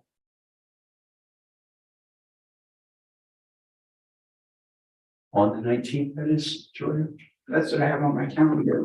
Well, do we want to push it to the 26th, one week later? So January, so then January would be, that's it. Doesn't matter if it's the same day, Jordan? Well, we're if coming from attending- Long Beach. Yeah, we won't be able to make it back in time, I wouldn't think. Yeah, it's in Long Beach this Yeah. time. So, Because Okay. that one ends at 4:30, so. Somewhere around that time at least. all right, so then I'm proposing Jordan to move it 1 week later to January 26th. So workshop on January 12th, regular board meeting on January 26th. Thoughts on that from the administration? That's fine with me. Then we're not stressing out. Uh-oh, shoot. Nothing, never mind. Anything else? Yeah, there's a no, I'm just kidding. We don't have to. Wondering if it would be, okay, not necessary though, to move the March 23rd workshop to either the week before or the week after. Why? I'm gonna be out of the state. Wait, so which one are you wanting to switch? The March 23rd workshop. And what would your preference be before or after? It depends, I don't have a preference either way. It depends on what business we need to take care of. Ooh. So board meeting is March 9th. Is there a That has, spring break right in there? well, we have to have the March meeting before, on or before the 15th. Right, But we're talking the workshop. but is there a spring break in there for the school? No, it's that week of April. First week of April. First week in April? We can Full move week it of to March 30th. The workshop could be March 30th. No, even more than this second. Right. then Spring break doesn't start till April. Yeah. So if we did it March 30th, the workshop, that would be okay. Yeah, that's. Because my big thing's on the 9th. Yeah. Yeah, your big job is the 9th. Yeah, so I don't- You're the star on the 9th. I'll just show up. So would that be easier for everybody to have enough break? So we'll go for the 30th then. Wow, we are getting things done. Anything else? Just want to confirm that we've added an additional workshop, so we'll have 4 workshops for the year. Yeah. Okay, cool. Can we move on? No, I just. Yes, you can. No, I don't. Okay, again, this is just for review the 2023 governance calendar.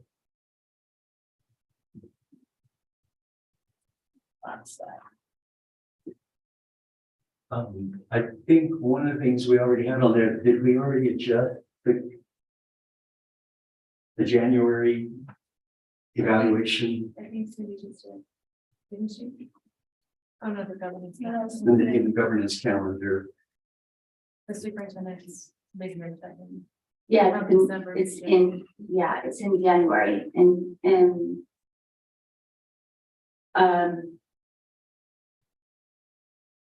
Because it had been in December, right? We were in beginning. The mid-year, yeah, the mid-year should always be in January at the workshop because it should never be in a regular closed session trying to jam it in. On a regular meeting, that is just completely unfair to the superintendent and the board. Then we would. In May.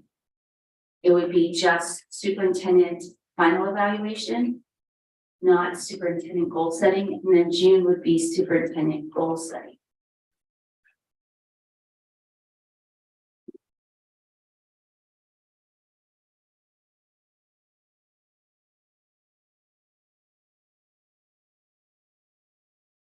Anything else on the governance calendar? Do we want to revisit the CSBA conference report out that we have in January? One thing that I would bring up is that for the first time in, I don't know how many years, the next conference will be in San Francisco. We may or may not be able to go to that. Right. So that's one thing, but the other thing is we've talked about in the past how we report out on conferences and our learnings. Do we want to address that or leave it as we will report out, however that may look, may or may not change? Well, how do you see it changing? This And is I think, and hold on, and I think that we always leave CSBA conference report in January. We don't take it on and off because what happens is that we will tend to lose things. So these are always placeholders. So I just want to make that comment. Okay, sorry, Jordan. Yeah, no worries. That's fine. I think this is just bringing up a conversation that we had all approached or talked about at some point in time. And we had all made some type of comment or commitment that this is something we could reevaluate when we reevaluate the governance calendar. So it's just a little ping reminder. And Jordan, I would really like our reports from CSB conference to be brief. We don't need to go through each workshop and do the workshop for us. So it ought to be brief learnings that we have. That would be my desire. I think that taking that in mind is taking the each workshop that we did attend and do like bullet points of the most important key factors and takeaways. So that it still meets that, but because like every workshop for me, I was like, wow, ooh, that's cool. But then just saying, this is what I attended, here are the big takeaways, here's the big picture, here are some bullet points. I like that idea. I like the fact that I want us to not have to do the whole workshop for everybody. We're able to share some of those notes, and all those notes are available to people too. I went on back on the CSBA website, you can't access because the event is past. They're supposed to be opening it up this month was Only for the recordings of the general assemblies and keynote speakers. So the recordings of the action, and not every single workshop was recorded. They only had a camera in certain ones. So re-accessing the documents, and then interesting enough, the superintendent evaluation workshop, which I attended, no one could download any of those materials. So which was crazy, you could only view them, and now, of course, you can, although they're on CSBA, but the whole point was there's an issue with the downloading, accessing, and printing of the documents. So I was able to get back into every session that I attended. Did you do it today? I'm trying to go back in today. Not today, I didn't, but a couple of days ago, I was able to get into every session that I attended. I couldn't get into a session if I didn't sign up for it. But I could get into anything that I had signed up for. Even if I didn't attend it, but I signed up for it, I still could get into it. Okay, I'll double check, because I tried and it just said, I had none, Interesting. and I signed up for a bunch that I didn't even go through. Did you? Yeah. Because I was like giving myself options. Like if I walked into a room and it sucked, I couldn't leave. Well, and anything that, is there anything wrong with any documents, any materials that we got with that, putting that in the folder where it's available to other board members? I don't think so. I think that like giving like 3-5 bullet points. Synopsis of like, what are the largest takeaways from? No, but I'm saying in addition to that, there's Oh, got it. documents that you got. You're supposed to share. You're supposed to share. Yeah, so Yeah. let's put those in our folder. Sorry, I misunderstood. But report short And then and what's important. in December, if we could add on the governance calendar and not rely on Cindy Gardner remembering, because I did stout this month, CSBA delegate assembly nominations. That has to happen in December to meet the January 7th timeline or deadline for the paperwork that candidates have to submit. I don't want to be in charge. That's not a good thing. All right, anything else? I just logged in now, so I can send out the link to the board members so that you can, I just opened it right now and was able to log in to access all of the session information. So we should still be able to, it's a different link. The first one I did didn't work. Okay, maybe I went into that link. I'll send that out to everyone.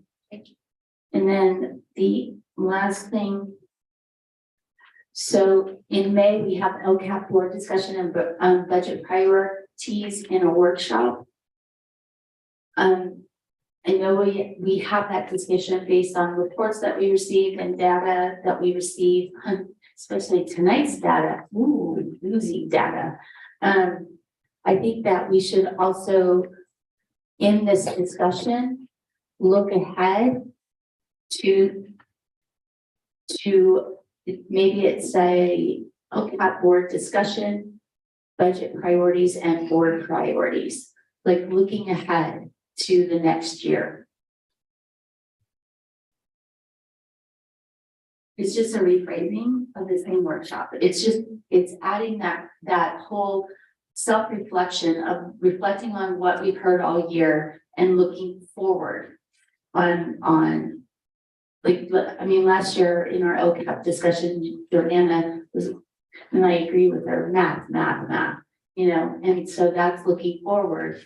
So we just add board priorities. Could that possibly be though, not to put anything on our retreat, but in general, the looking forward, be the retreat focus? We'll discuss that in closed session because that's part of the restructuring process, but I'm gonna give you guys some options. I kind of didn't like what I found. All right, we okay with that? Move on. 13.3 legislative update report. Trustee Gardner has 2 minutes. Please start the clock. Actually, wow, yeah, wow, Mr. President getting snippy.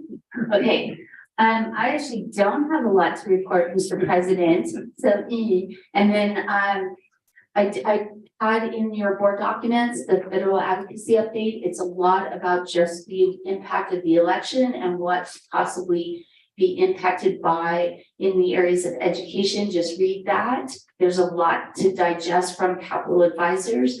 I also put into your board docs the first set of bills that were introduced literally right after people were sworn in. The most of the bills are going to be introduced in January. SANDAPS waits until all the bills come in really to start that conversation of the position that SANDAPS will take on those bills. Those are for your reference. And if you go, wow, there's not very many bills this year. That's literally was done in like one afternoon. It was crazy. Then the last thing is that SANDAPS is looking at how to help us advocate better by creating talking points in the different areas of the platforms, facilities, special ed, mental health. So, and then you take those little bullet points, and then in a discussion with your legislator, you go, this is our experience in special education. And you can use Jenny's one sheet or our one sheet to say, this is how it impacts our general fund. So it's like a good guideline, and that kind of guideline was used in Coast to Coast, which became very effective in the smaller, we had limited time with each congressman, so it became very effective. And so we'll get it once those have been developed, we'll be sending them out. And then one other focus again for SANDAPS is how do you get this information out to all members? That's board members and superintendent. There's some ideas floating around. My little breakout group, we talked about having one-on-one meetings with a couple people from SANDAPS and maybe like the superintendent and 2 board members to have that conversation and try to maybe get feedback on hot button issues. So that every single school district is participating in some way, even if they don't have a SANDAPS rep, they are participating. That's a real huge push with SANDAPS. So that's all I have. I'll have more next month. And the other thing is the budget perspectives presented by the San Bernardino County. I sent you guys that flyer. It's free, you just need to register. So click on that. And that's it for my report. See, yeah, it was good. Was that more than 2 minutes? I counted 3. That's what I thought. Trustee Gardner, I would like to continue to encourage you to watch for things that we really should be making the resolutions on, so that we actually do more advocacy as a board. We have strength as a school board to say things to government officials. And I think that we ought to do that probably more often than we have in the past. And then the other thing that we need to do is we do need to meet with our new assembly member and have a little get to know chitty chat, invite them to our district, Mhm. be intentional in that visitation. What do we want to highlight, and then have a conversation. And yes, the whole board can be on that. We just agendize it as a meeting and say if we met at CHE or BOE. And, oh, look at our Easting stuff, then we just agendize it and we say we're meeting at BOE at this time, yada, yada, yada. So we all can be part of it. It doesn't have to be just 2 board members. We can agendize the visitation. I think that's a great idea. We're going to invite you here. But I think that's a great idea. I just think it's better.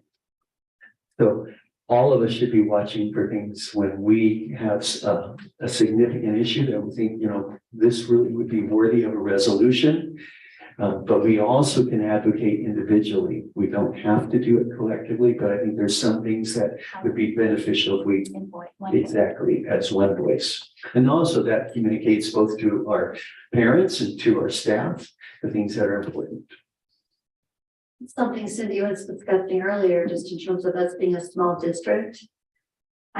In terms of advocacy, I'm just wondering if there is some sort of a one pager or video or something that we could put together to tell our story.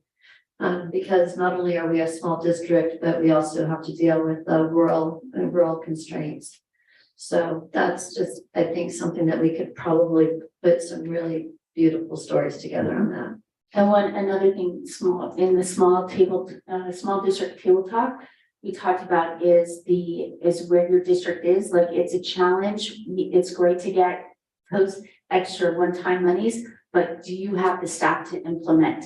And are you a district that's able to get the people to come to your rural district to implement what's needed for or required for those one-time funds? And small districts, especially small rural districts, are struggling to get the personnel. And that's a big, huge topic of conversation, that there's disparity in gaining everything from SLPs to teachers to other staff to be able to take advantage of all the money. Good. Okay. 13.4, Equity and Social Justice Committee Update Report. And we have in here, you'll see in the notes, 3 dates that we listed for this year. I think there's a couple of things that we should touch on. The one is we are reviewing, I will be personally contacting each person that served on the committee this past year to make sure that they want to continue. We do need to get a couple more students, present students on the committee. But in addition to that, I think we just need to review, Cindy and I are the representatives of the board on the committee.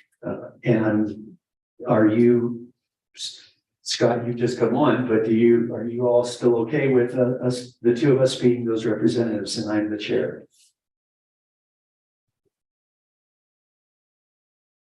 Sorry, am I making that decision? Nope, sorry, just asking for your input. But I knew you weren't here when we did it, so I want to be sensitive to things that you have not been informed on. I'm just not informed on it right now, and I'd like to maybe at some point become more informed, so until that date. So that's something that maybe I can sit down with you and go over in a little more detail. Absolutely. Yeah. Deanna? I think you and Cindy have done a great job. And I know that you went through the training with Michelle. So, and I have no doubt that Kim was up to speed, but just in terms of having that continuity, I think is important. But repeat what I've said before, is I know back then, Jordan and I were interested in being involved. And so as things move forward, I have no doubt that there will be opportunity to circle us in. But there is that desire. And then one other thing, Chairman and Mr. President, we had 2 students come to Tom the trustee that are interested in the equity committee. You have those names? Mm-hmm. Okay, thank you. Jordan, any thoughts? Yeah, it's fine. And then you're gonna reach out to Diane Shane, who was on a student on there? Right, reaching out to everyone. Okay. Yes. Okay, then we'll move on. Information discussion calendar, 14.1 bond discussion, Superintendent Dr. Kimberly Ficker. Well, I did want to present some information tonight about facilities and just the need for our aged facilities. Also, the reminder just back to RTA and their plea and parents' plea for HVAC. I know that Jenny had shared some numbers on just the exorbitant costs with updating our facilities. So, Jordana, in response to your request, you wanted a bond discussion between board members. If there's information that Jenny and I can provide or help provide, or if you come up to wanting information, we'll be happy to bring that back. But I know that this is really the initial conversation that any of you have had collectively about a potential bond. But that would be one of the only avenues to generate the revenue and the dollars needed to really address the age of our facility and the code requirements and just safety requirements of some of our buildings. So I want to open up your discussion, and then if there are things, pieces of information that either we can provide or that we need to go back, get, and then bring back at another meeting, we'd be happy to do that. Who wants to go first? No, I actually looked like this. You were the last person. I'm sorry that I looked at. Yeah, it does. Since I've requested this discussion, I'll go ahead and dive in and just say that I absolutely see the need. We are so sorely in need of having additional funding to take care of necessities in the district, and the funding that we get through, all of our different avenues just isn't enough. However, I have a lot of concerns about us putting in the effort to try and get it to pass, like we did with Measure A. And already being depleted of resources, having those resources go into trying to get the initiative to pass and being, and not being successful. So I'm also concerned about with the bond, we are obligating all property holders within our district boundaries to have to pay additional monies. And with there being inflationary times and a number of folks in our district, in our district geography on fixed incomes, I'm very sensitive to their situation. So I'm conflicted. I absolutely see the need, and there has to be funding. We have to find some way of being able to take care of these necessities. But I do have my concerns. So one of the bills that you'll see on the legislative bill is an introduction to a bond being put onto the 2024 ballot. So the biggest thing is that if we go for our own bond, if we get on the ability to get matching funds, we will make our dollars go further. As we've seen before, a bond is not on every, are not put onto every ballot. Governor Newsom chose to not put on a bond on 2022. We'll see how it goes for 2024, but there's already a bill introduced. So we have a need to take care of our staff and the students. This is a morale issue, mental health issue, academic issue. You cannot learn when it's 98 degrees in a classroom with no ability to bring air in. What Dr. Fricker and all of our staff did, Jenny and everybody, to put the Band-Aid on with the swamp coolers and the fans and all of that, it's only going to go so far because it only brings down the temperature so much. I think that we have to take care of our kids. We have to take care of our staff. This is a health issue, a serious health issue. And as we see the heat, the amount of weeks keep extending out. It used to be, a couple days when I first moved on the mountain. Then it was a week. Then it's 2 weeks. Now it's 3-4 weeks. And so I just think that at some point, this is a a lawsuit waiting to happen to not have safe and secure and healthy classrooms and structures. We can't have BOE's front door being propped open. We can't have classroom doors being propped open with no air circulation, and they're doing it, they're relying on the hallway for that air. There's no way that you can say that we have safe and secure facilities if the doors are being propped open in order to make sure that they get some kind of ventilation. You can't have it both ways. You just can't. And you can't say, and you as a board member, us as a board member can't say that we do all we can and are due diligent in providing safe and secure facilities, that we are tending to the health and academic needs of our students. We can't say that unless we have classrooms that foster learning and that are safe.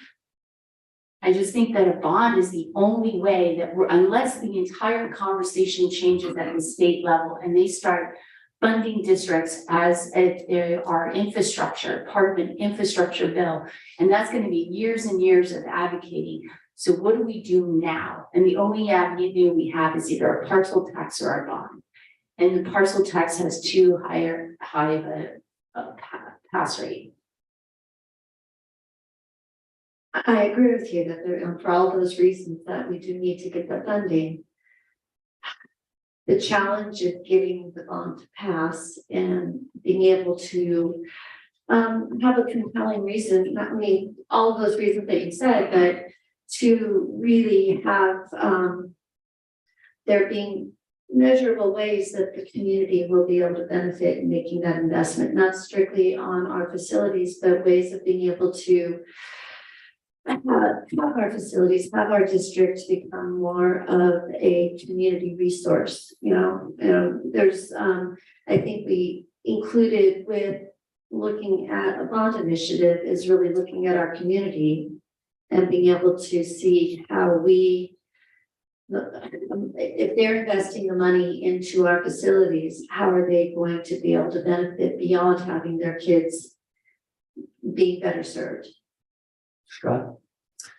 I totally agree. I think safety and security is huge. We need to have everything secure. It's really sad how easy it is to go on many of the campuses in our community.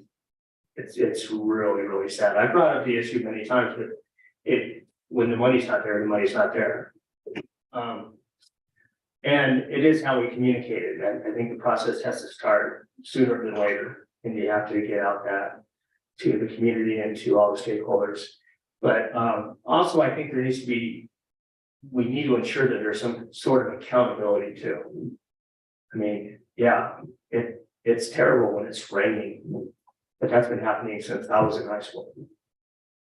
So we need to fix things and we need to fix them right, and we need to make sure they're done right too. People are also held accountable. When we have people out there doing work and then a year later something happens and the contractor's not to be found. So there's all kinds of things that have to be addressed, and to also let the community know that it will be taken care of and properly. But safety and security is huge. I think it's the biggest issue. Jordan? Truthfully, we sorely needed a bond in 2020 with Measure A, and we desperately need it now. I mean, that's the reality of it. I would love a parcel tax. I think that would be wonderful for this district. But even that wouldn't provide the revenue needed to fix everything that needs fixing, because that's going to be a fixed set of revenue that we can count on annually that can be used for other things like salaries. So even a parcel tax, as much as I would want it, wouldn't solve our facilities needs. A bond really would be the only answer. And the fact that there's already talk about having a statewide bond in 2024 that could further our dollars that much more just makes it all of the better use case that this is something we ought to pursue and really work on proving to the community and demonstrating that this is no longer this is not a desire, this is a need for our district. And to talk and really tell those stories that make all of us really sad to think about.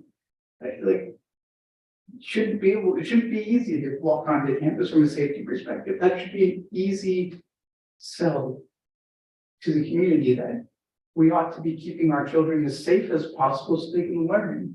And it just can't happen in today's world, in today's environment, unless we have the monies necessary to invest into our infrastructure. So it's a desperate need now. I'm happy I don't look forward to a long slog of another campaign and not knowing the outcome and not being sure if the community will support us this time around. But I'm happy to put that effort and investment in again. So real quick, I went to the legislative luncheon at CSBA, and part of the presentation was the elections, and then also the bond elections on the 2022 ballot. And what was discussed is that those areas that are blue in the state pass bonds and parcel tax fairly easy. But those areas that are purple or red, it's much more difficult. And part of what was suggested, which Jordana, you tapped into, and all of you did have, is getting out in front of your story really early, really early. Start telling the story. Make sure that you have a facilities plan. That was another suggestion. And then the other part was making sure that you are developing those relationships with your community organizations that then, especially in our community, it would be our senior citizen organizations, our chambers of commerce, because having their support and telling their story early enough and having relationships of this, you talked about being resources. We can't, it depends on what type of resource, but having that conversation and developing, and we have relationships, but really make them fuller and richer, and telling our story early enough. It doesn't guarantee you success, they said, but you're increasing your chances if you are in a red or purple. I can add to that. I don't know if you haven't had a chance to speak yet. The senior citizen community, I think, and our students, there could be amazing synergy in finding ways to be able to bring them together.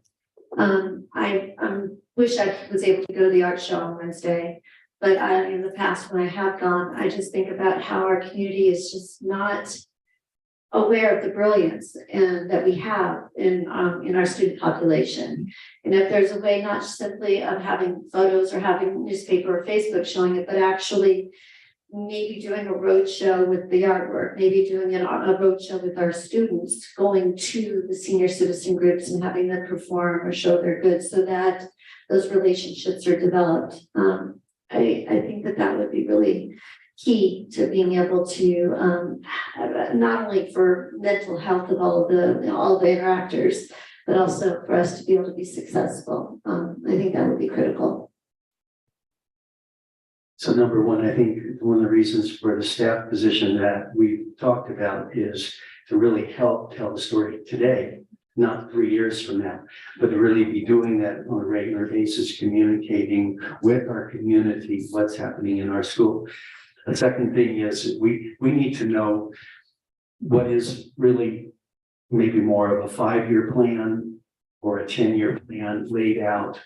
If, for example, if we could not pass a bond again, then how would we start handling and addressing with the limited finances we have? How would we start addressing some of these issues? We obviously have safety concerns. We obviously have the health concerns with the temperature in the rooms and stuff like that. So from staff, what would be those things that you would lay out? What would be your red items, your high priority? These have to get done. And then second level and third level like that. You've listed things like roofing and stuff like that. But we really need to know numbers on that. And obviously, to do everything that we need to do, even a bond won't take care of that. There's not enough money. And we can't try to expect a community that does have very limited resources. There are a lot of people here that are on fixed incomes that are barely getting by, and it's gotten worse for them. Finances are much more difficult. Everyone knows that. So we have to be sensitive in what we present. I also think as a board, the board needs to go back and say, why did A fail? Not just emotionally why, but objectively, why did it fail? And look at what did we as a board not do that we should have done? Even to the question of, the consultant you used, what was the benefits? What were the maybe the negative things of using the consultant? So we really need to look at that carefully, what the board did. And so you can help with that, but really, I think from you, so we know, what was it, $20 million, Jim, for the infrastructure and all to go along with the AC units, or was it? So 30. See, and we're already talking numbers, and that doesn't deal with security. No, And so even it's like there needs to be a security plan, because there's no way we can do everything that needs to be done. To get doors closed, to fence every campus, to have security locks, to have emergency locks. I mean, there's so much stuff that needs to be done. We've got to have a priority list on that. And I think that needs to come from staff. I think we did, for Measure A, it's a great example of you bringing that bill. It's something that we need to do again. And I think we can, with lessons learned, do a much better job second time around. But also, part of that was identifying the needs of this district. And I think back in 2020, it was something around $70 to $80 million of total needs for this district. And we only went for 60. We only went for 60, exactly. So what those needs are today is probably significantly more. So our community had the opportunity to get a pretty good deal back in 2020. So we've got to ask for a little more now, but our needs are more. Inflation is more. Everything is more right now. So, we could start with that list and then start working on the facilities plan. Another thing that we caught a lot of flack on was all of our empty buildings. We've taken a lot of meaningful action on that since then. So that's another area that hopefully the community will see and understand. And I'd say this current board or immediate prior board also did was a very good steward of our remaining Measure W funds. So demonstrating that we are good stewards of these funds, that our last projects that this board took on with Measure W funds came in under budget. And really selling that not only the needs, but telling that story, we know how to properly administer these funds as well. Scott? I agree totally, but I think Jenny was kind of alluding to, there's so many different things there that could have been done a little bit better and communicated better, that it kind of heard you across the table, so. But that's what we need to do. We need to do this further, have that discussion, come up with good ideas, like Jordan had, talking about what we've done so far with the remaining funds and stuff. There's so many things at the high school that are so much better now with those funds. Once the school got repainted and the stucco on it, and the windows and things like that are incredible and nice, but be nice if it's not raining on the inside. Just one more point is that the consultant, when we brought in the consultant to have that deep dive, is that we brought in the consultant in the beginning of the process, but we didn't in terms of the part of the campaign, the actual campaigning part. We did not have a full contract where the consultant also organized the campaign and went on the campaign trail with us. So did that hurt us? Should have we have spent that extra little money to have somebody go with us to the finish line? So that's what I wanted to bring up when we go into what you call the deep dive kind of stuff. Did not continuing that service, just having for the initial setup and all the beginning processes, but then saying we'll just do everything ourselves. Did that hurt us as well? And that's kind of the evaluation I think we need to do. And how do we do that? structurally as a board, how do we do that? Study session. evaluation? which is in a workshop, you do a study session. You do a study session, and that would end up having, but then the components of that, I mean, Michelle's gone. So we do have Jenny, Heather was part of it, the team that we were, that went out on the road. We can say what worked, what didn't work. I know that some of the attendance to some of the meetings were good. And then others, one person would show up. So I mean, in an actual study session, we would need to do that, but also the consultant piece.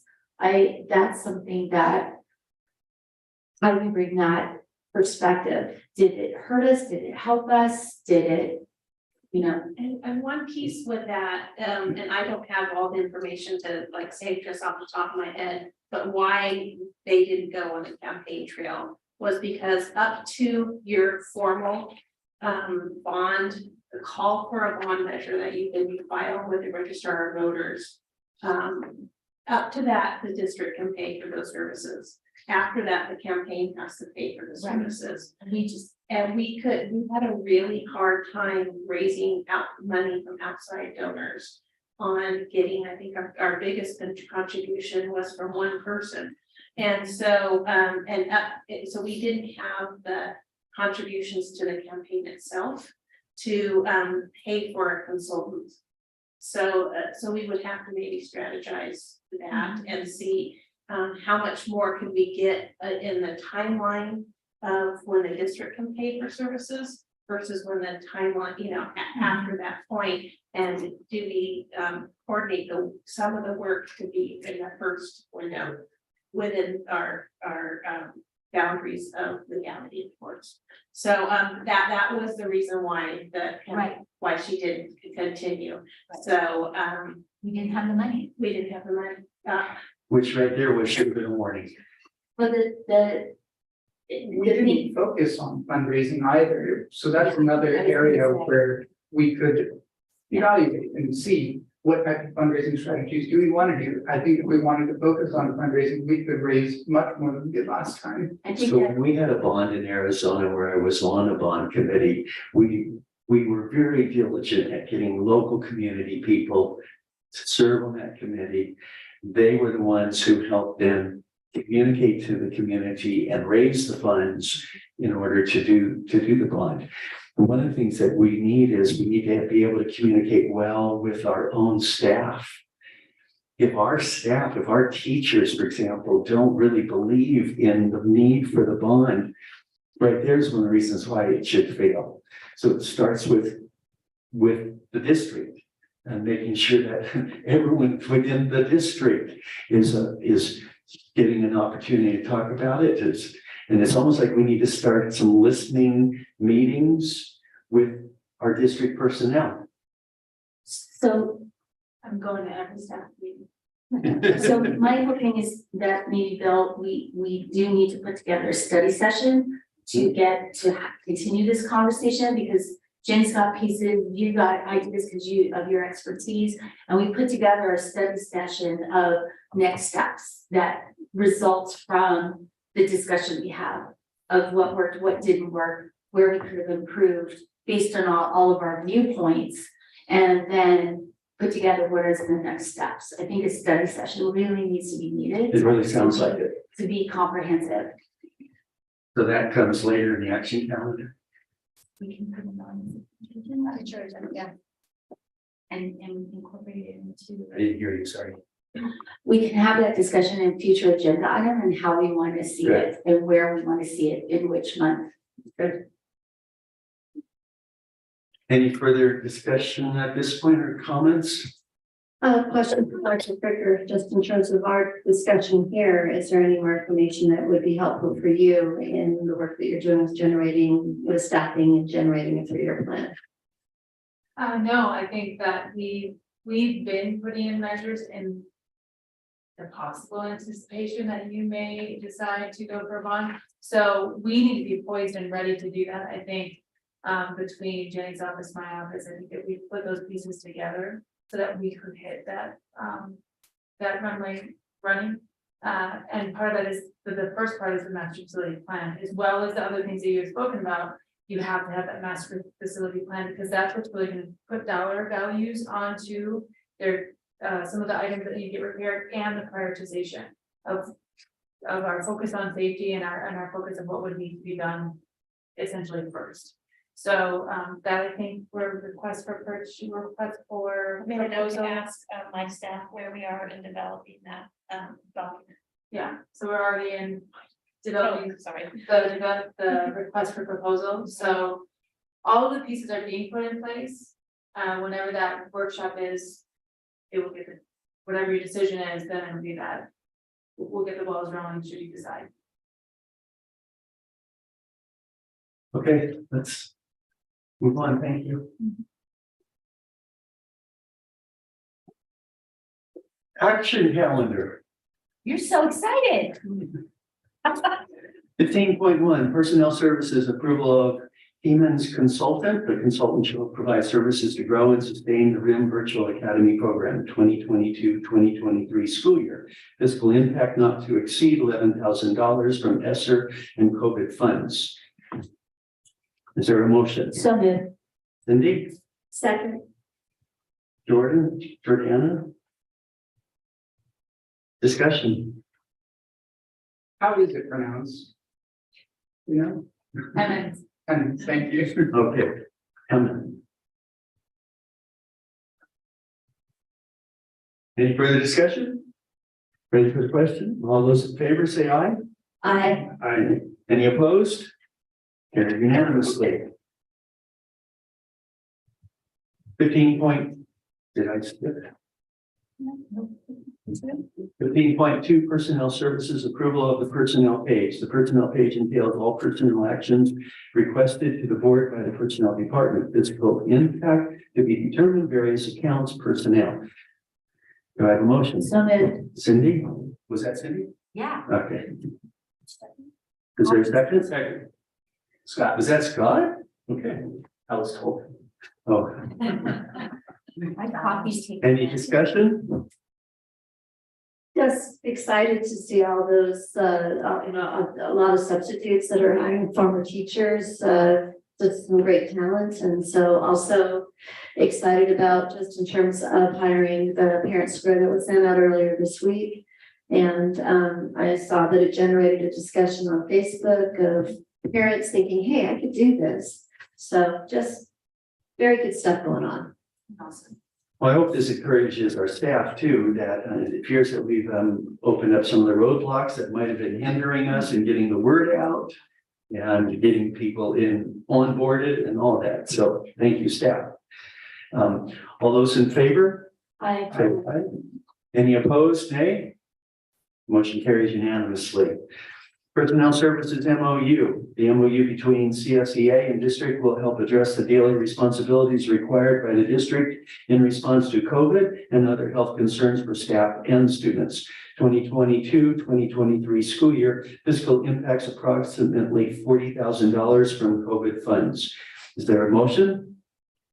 So I heard Jordan, second. second Cindy. Any discussion? This arrives from savings from our previous contractor, correct? That's correct. Awesome. Any further discussion? All those in favor say aye. Aye. Any opposed? Motion carries unanimously. 15.4 Educational Services. This is a second reading and action on the revised CSBA sample policy number 6158. California School Board Association provided the revisions, independent studies, new requirements, master agreement, and course-based independent study procedures. Fiscal impact none. Policy 6158 independent study sample is included, as well as policy 6158 independent study RIM for BP version. Motion. So moved. Cindy? Second? Second, Scott. Was that Scott? Thank you. Any discussion? There are definite changes that have had to happen in independent study and appreciate the work. All those in favor say aye. Aye. Any opposed? Nay. Motion carries unanimously. 15.5 Business Services, approval of the 2022-2023 first interim financial report and certification of the district's financial position. Approval of the 2022-2023 first interim financial report and certification of district's financial position. The governing board is required twice a year to review the district's financial status and to certify whether or not all financial obligations will be met for the current year and 2 subsequent years. Fiscal impact, none. Do I have a motion? So moved. Jordan, Seconded. Diana? Any discussion? Sorry. I was trying to get you to go. Big thank you to Kenny and Jenny, thank you for a great thorough report. Yeah, Jenny, I don't know, your head must spin at night or something. it's nice to have a positive certification, I'll say. Yes. No further discussion? Call for the question. All those in favor say aye. Aye. Any opposed, nay? Motion carries unanimously. Thank you, Jenny. 15.6 Business Services, approval to accept a donation of $121.90 from Mary Justine Lanyon. Does anybody know this lady? To RIM Virtual Academy. The donation will be used to supplement the RIM Ed grant of $840.49. So the RIM Virtual Academy can purchase 2 iPads. Fiscal impact $121.90 of restricted general fund. So moved. Is there a second? Second. Sorry, I turned the page. Motion by Cindy, second by Scott. Any discussion? Just a question, I'm assuming there is no fiscal impact actually, or it's just the, oh, never mind, it's not negative, it's a positive, okay, never mind. It's confused, I thought that was something they were spending. I do want to note that Mary Justine Lanyon is not just a member of the Women. RIM Ed, thank you, but she's also president of the Rotary Club. Wow. Thank you, MJ. Suckered into that, so. All those in favor say aye. Aye. Any opposed, nay? Motion carries unanimously. Thank you, Mary Justine. 15.7 Business Services, approval of the notice of completion. Number 1, Sun Plumbing completed the site work on December 12, 2022 for the welding room project at Rim of the World High School. Notice of completions are submitted for approval once construction is complete and any punch list items have been satisfied. Once the board approves the document, district staff files it with San Bernardino County. Fiscal impact is none. So moved. Cindy? Second? Scott? Any discussion? Oh, Jim left. It's all been done well? According to Jim, it has. I haven't inspected it myself, but I trust the information I received. Okay. Yes, and Stephanie was here too, so I'm sure I would have gotten a call from her if it wasn't. All right, well, pretty cool. So should be, we should have a visit and maybe a board meeting in the welding room. The new welding room. Congratulations to all those. All those in favor say aye. Aye. Any opposed, nay? Motion carries unanimously. 15.8 Business Services, approval of the, what does that Y stand for? Thank you. Fiscal year 22-23 Rim of the World Educational Foundation Award and MOU for the Rim High School AVID program. The Rim of the World Educational Foundation has awarded the Rim High School AVID program a monetary grant, which we saw tonight, of $36,981.86. It is agreed that all monies granted will be used solely for the Rim High School fiscal year 22-23 AVID program and will be used in accordance with the approved Rim High School AVID budget per the MOU. Fiscal impact, $36,981.86 donation. Do I have a motion? So moved. Second. Second, Cindy. Any discussion? All those in favor say aye. Aye. Any opposed, nay? Motion carries unanimously. 15.9 Business Services Approval of the Vendor Personnel Support for Antigen Testing Program Participant Agreement from the California Department of Public Health, CDPH, for COVID-19 support services. The California Department of Public Health COVID-19 Testing Task Force is providing personnel support free of cost to the Rim of the World Unified School District to third-party vendors who perform on-site rapid antigen testing at school and district sites. The agreement also allows the vendor to provide other services, data reporting to required agencies, and other admin support services, including clerical tasks and contact tracing notifications. Do I have a motion? So moved. Yeah. Second, Scott. Any discussion? Just to confirm, because it wasn't on the agenda, this has no fiscal impact? Yeah, correct. There's zero impact. The services, we had a meeting with, Tim Hilbert from the CDPH, who the CDPH had a pot of money. And they ranked every district in California. We're 353 on the district. And as they were providing support services for districts who wanted them or not wanted them, in different capacities, it just got to RIM. So they reached out, we did a survey, and we've had a couple of Zooms already. And so with this, we already have an MOU with the CDPH to be part of the testing program. And that's why we're receiving all the free rapid antigen tests. And so they would pay a vendor from the CDPH. That vendor then would have 3 to 5 personnel 5 days a week to help our district through June 30th, 2023. So it's really, I asked, well, how are we getting this? And he just says, to be honest, they ranked them on size and UPP percentage. And we just got to you were 353 and there's still money left over. And we said, okay. And this is money that we spent last year with AMLC, right?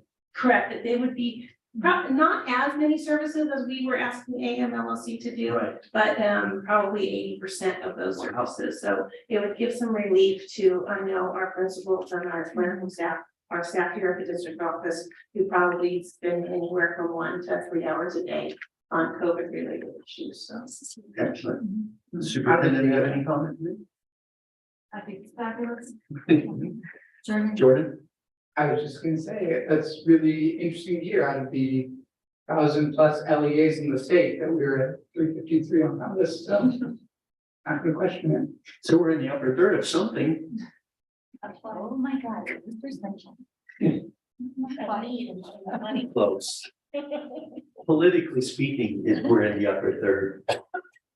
Little on the sidetrack, is everybody required to get tested right now, or what's going on with that?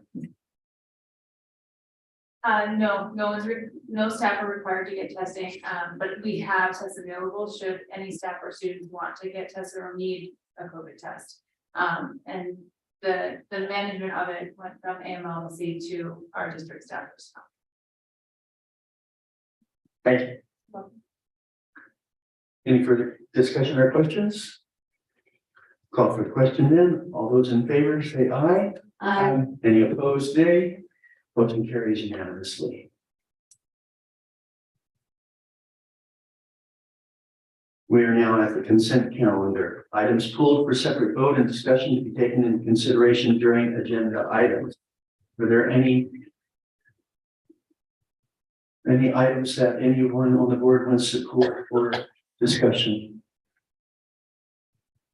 I see 2 no's, 3 no's, 4 no's.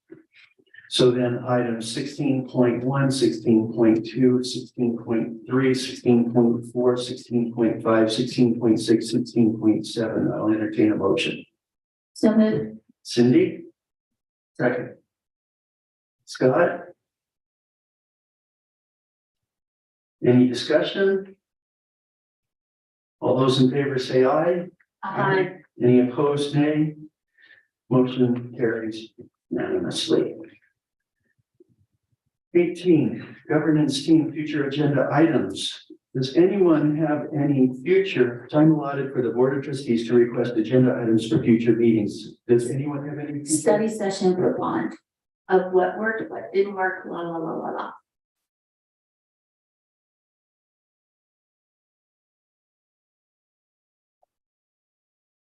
La, la, la, la, la. How's that?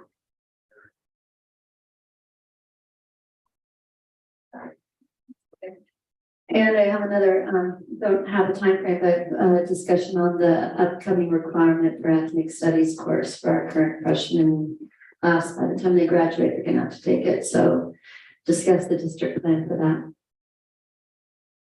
Is that a discussion or are you asking for a report? Asking. I would say probably more a report that would then allow for discussion if warranted.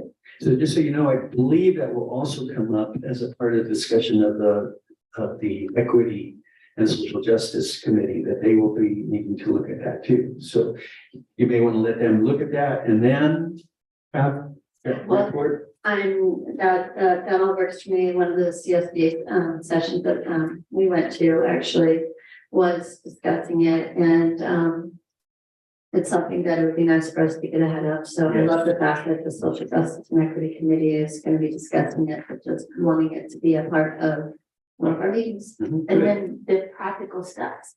Like in one particular district and others are talking the same thing, putting together this, a ethnic studies steering committee. And I'm not telling, I'm just saying the example of like, what are the steps we're gonna do?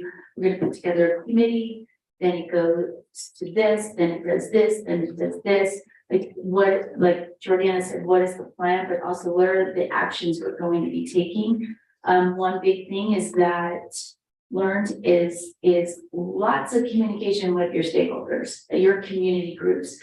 If they're not involved, you're going to get a lot of pushback and backlash because there's misinformation being put out there about ethnic studies. And then of course, developing what ethnic studies curriculum are we going to be move forward with? And then of course, continuing that stakeholder involvement, even through, of course, through the adoption process, but just making sure they're lockstep and barrel through the entire process, or else we're going to have problems. It needs to be a very transparent process.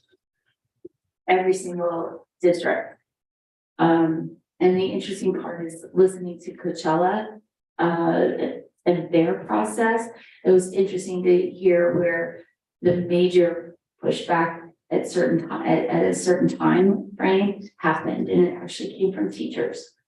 So just putting it there that it was interesting to hear the learning experiences of other districts and learning from them so we avoid the pitfalls. So are you asking for a framework for the way we will do the set up the ethnic studies course? What I was asking for was for us to have an agenda item to be able to have a source of understanding what, what ed services or otherwise, is planning on doing, or, what the thoughts are, and then allow there to be an ensuing conversations so that like the places that you just brought up could also be. Because they were concerning. Yeah. Like, holy crud. So I just think that this is, just get ahead of it. No, frankly, I share the concern for the ethnic studies course. So you have enough direction there? Yep. Anything else? Scott or Jordan? Thank you. 19, future meeting dates. Regular board workshop, we move to January 12th, correct? Correct. And regular board meeting, that is still January 19th, right? We switched that? 26th. Okay, so, yeah. And so regular board workshop will be January 12th, 2023 at 4 p.m. Rim of the World Unified School District. Regular board meeting January 26th, 2023 at 5:30 p.m. Rim of the World Unified School District. 20, we need to recess to close session. So, Point of order, yes. because in board policy, we have to end the meeting at 10:30. I am going to ask that we go ahead right now and vote to waive that, just so that we don't feel rushed in closed session, and because we have negotiations. So I'm making a motion to waive the 30 end time for the school board meeting. We don't want There's a to, motion to waive the end time from 10:30 to what? Are you putting? just waiving it. Just waiting, okay, is there a second? I suppose I'll second it. You suppose you do or you do? Suppose I do. I don't want to, I just don't want to have to come back. And make the motion at 10:30. Exactly. Thank you. Okay, so we have a motion to waive the 10:30 time limit.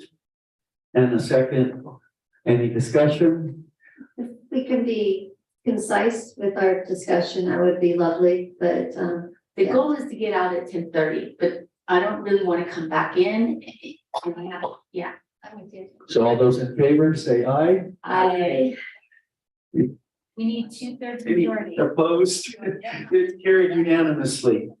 Well, I just wanna let you know that- Okay, and with that, we are recessed to closed session. Board of Trustees hereby recessed to closed session